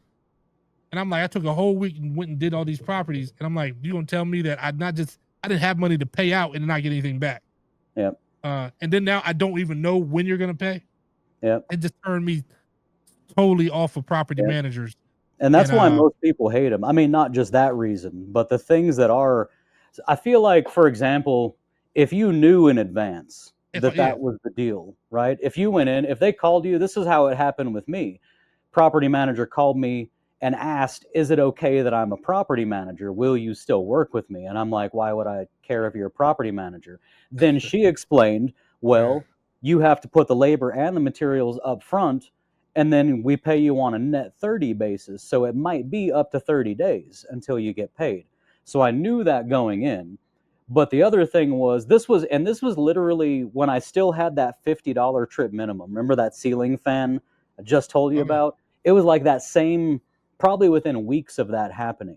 She said, you know, we're a property management company, we're net 30. And I was like, well, you know, I've got an $80, you know, trip minimum, which wasn't true. It was 50, but I just made it up because I had a bunch of other work lined up and I didn't need her job. But she didn't bat an eye at the $80 minimum. And my brain at that time was like, oh my God, somebody who doesn't mind an $80 minimum? Half of my clients are mad that I have a $50 minimum. So that's how I got into it. But I will say this, though. Most property managers are not ideal clients. The whole property management thing, in my opinion, only works if you know going into it that your goal is going to be to get a handful of them and fire half of them, and then add a couple more and then fire. Like, you have to know going in that your goal is not just to work for any property manager, but just like with homeowners, you have to vet your homeowners. And I'm sure you have a list of homeowners that you won't work with anymore. Same thing with me with the property managers. I had to fire a lot of property managers before I ended up with just the very few where all the pieces fall into place. And then one of my strategies too, actually, is with the move outs. I love move outs because I don't have to schedule them, you know, because nobody's living there. And they're more profitable for me because I don't have to spend any time driving around town, and all of the little things that I've done to be more efficient, like my inventories and my kits, those really shine on a punch list in a vacant property. That's when I can really go in there. Those are easy $1,000 days. And I don't do $1,000 days is not like some kind of goal of mine. I don't worship the $1,000 day.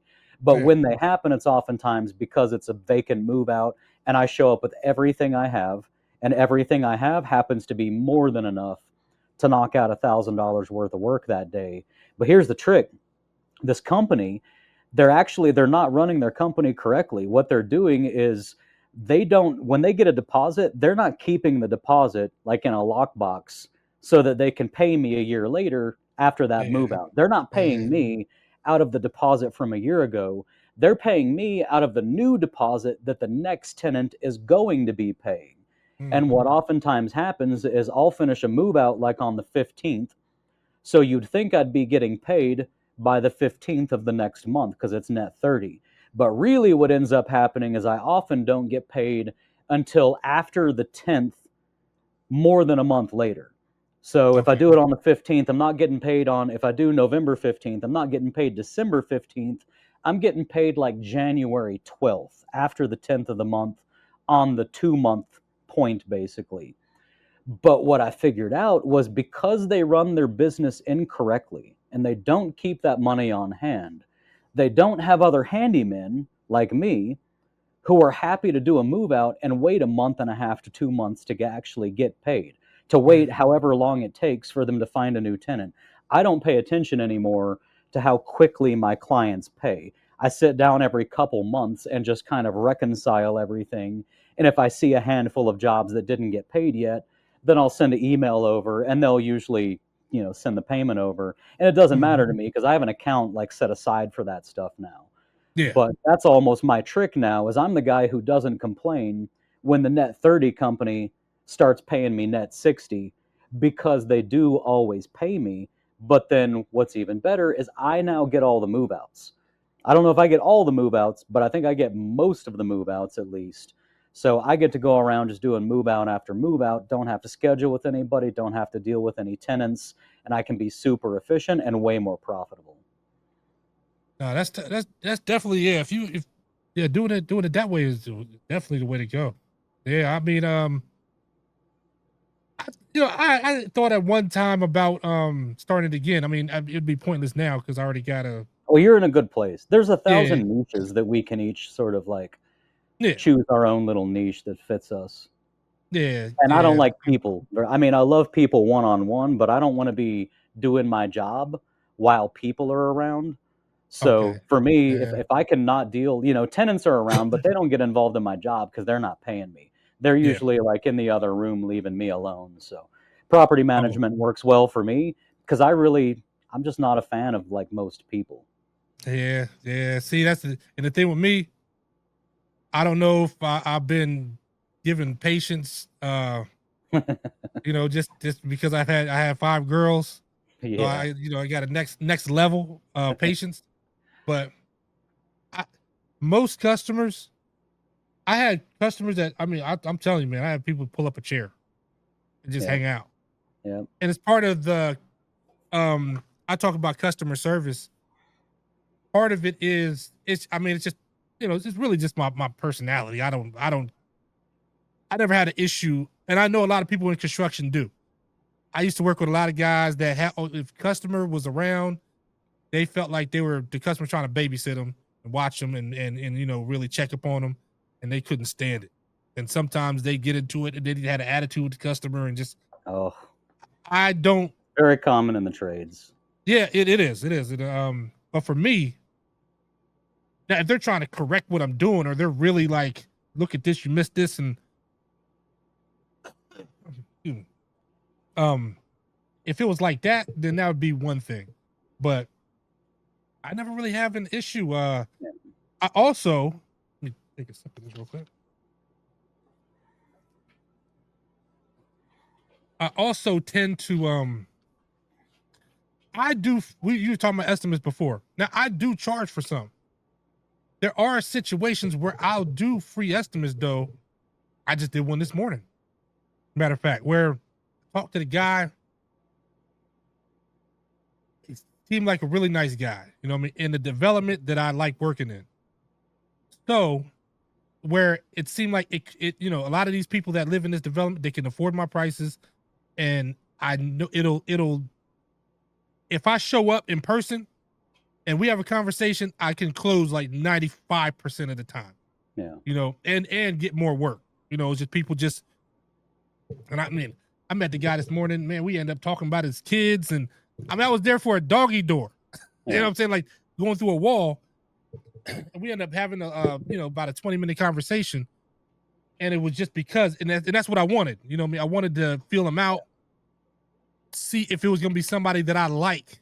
Mm-hmm. And if it, because if we're going to do business, I have to be able to like you because, like you said, I'm going to be in your house. A lot of times with my long-term customers, I'll be working when they go on vacation. I told you I got they give me like garage door openers, keys to their gates, and all kind of stuff that just, or they're there. They don't, just come and go as you please. They're just really like, stay out of the way. Or like I said, if they do come and talk, we just have a rapport. We have a nice rapport, man. We talk about all kind of stuff. And I actually like that. I like the interaction with the ones that I like. And that's one of the reasons why I'll do estimates sometimes, where I actually go to their house, because I'm just vetting you them. Want to feel them out. Yes, I'm vetting them to see if I want to work with them. Yeah. Even though they might not know it. Yeah. Because I might leave there and just be like, nah, this ain't, not this guy. Right, so I give them an estimate that are just, we won't do this one. This is nothing but problems. Where I go to somebody's house and they're telling me about the last guy and how, look, you want to point out these super tiny imperfections and how they're a perfectionist. And it's like, man, that's one of my red flags that I put in just about any red flag video I've ever done, is if they've got complaints, about every contractor and subcontractor and handyman that's ever worked with them before. Oh man. Just walk away. They're going to have the same complaints about you. You know, nobody's perfect. There are things that you can complain about for every job that's ever been done. But if they just quickly and easily go straight to just immediately telling you how bad every other contractor ever was, man, run away as fast as you can. Absolutely. Absolutely. You gotta do that. I had one, I told you, and that's why sometimes I like to go to feel them out. I had one, especially in usually the ones if I feel them out, I'm not going out of my way. I'll never for free and just go out of my way. It'll be, I'm on my way somewhere. It's 2 minutes to come over this way, and I'm already going this direction. So I'll stop by and just take a look. But I don't do that if somebody just calls me and said their first words are, "Yeah, I need somebody to come out." It's like, well, man, take it easy there, homie. But yeah, I need to figure out how to add some pleases and thank yous in there. Yeah, it's just like, just because you got a pulse and you know you breathe oxygen or something doesn't. They assume that we're all out here just desperate for work right now, just begging to take anything they can send our way. Yeah, just waiting on their phone call. Man, thank God you called. I was sitting there, sitting by my phone all day. I was worried I wasn't going to pay my mortgage this month until Samantha on East 16th Street called. Oh man, yeah. You know. Oh man. Yeah, man. It's good time. Hey man, we've been going, let's say 3.5 hours. Yeah. And I know we got some stuff to talk about off the books. So how do you feel about wrapping this up for now? And then kind of like last time, except this time we won't take 8 months, but just set up another one of these, because I feel like we just got endless stuff to talk about. But at 3.5 hours, I bet you we're going to end up talking privately for another hour. So it may be a good time to start wrapping it up. Yeah, whatever you want to do. Cool. I do want to say this again, just to remind everybody, go subscribe to Daryl's channel. I love watching you as a handyman. I love watching you as a handyman specifically. And I appreciate you coming on today for me. And absolutely. Oh yeah, the other thing, I hope I didn't hog the conversation too much. I get excited when I talk to people that I do like, and I always want to share my stuff, and then I'm always worried that I jump in too often and I carry on for too long. So hopefully I didn't do that today. If you feel I did, I apologize, but I have thoroughly enjoyed every minute of this conversation. Yeah, no. I'm all about, look, everything doesn't have to be super structured, man. Like I said, I wouldn't expect them to have conversations about AI or science fiction and books and things of that nature. Hey, I'm all about just going with the flow, you know? Cool. Yeah. Cool. All right. Well, I'll let you tell everybody goodbye though, and then we'll wrap this up. All right. Well, I'm one of the people I like to encourage people to, no matter what you do, if you're going to get into this business, by all means, this is a great channel, great resource. I tell everybody, Ray is the guy that I've had it on multiple of my own videos that, hey, you want to learn about property management and processes and things of that nature. Hey, Ray is the man. What I do is I like to just, encourage people, just have different conversations about life and just, where work is more than just work. It's just something deeper, man. And, I like to go in the depth of wherever it takes us, just have good conversations and hopefully you guys are out there killing it, man. And, making some money and taking care of your family and just understand that that's what comes first. Awesome. Thanks, Daryl, man. We'll see you on the next one, sir. All right.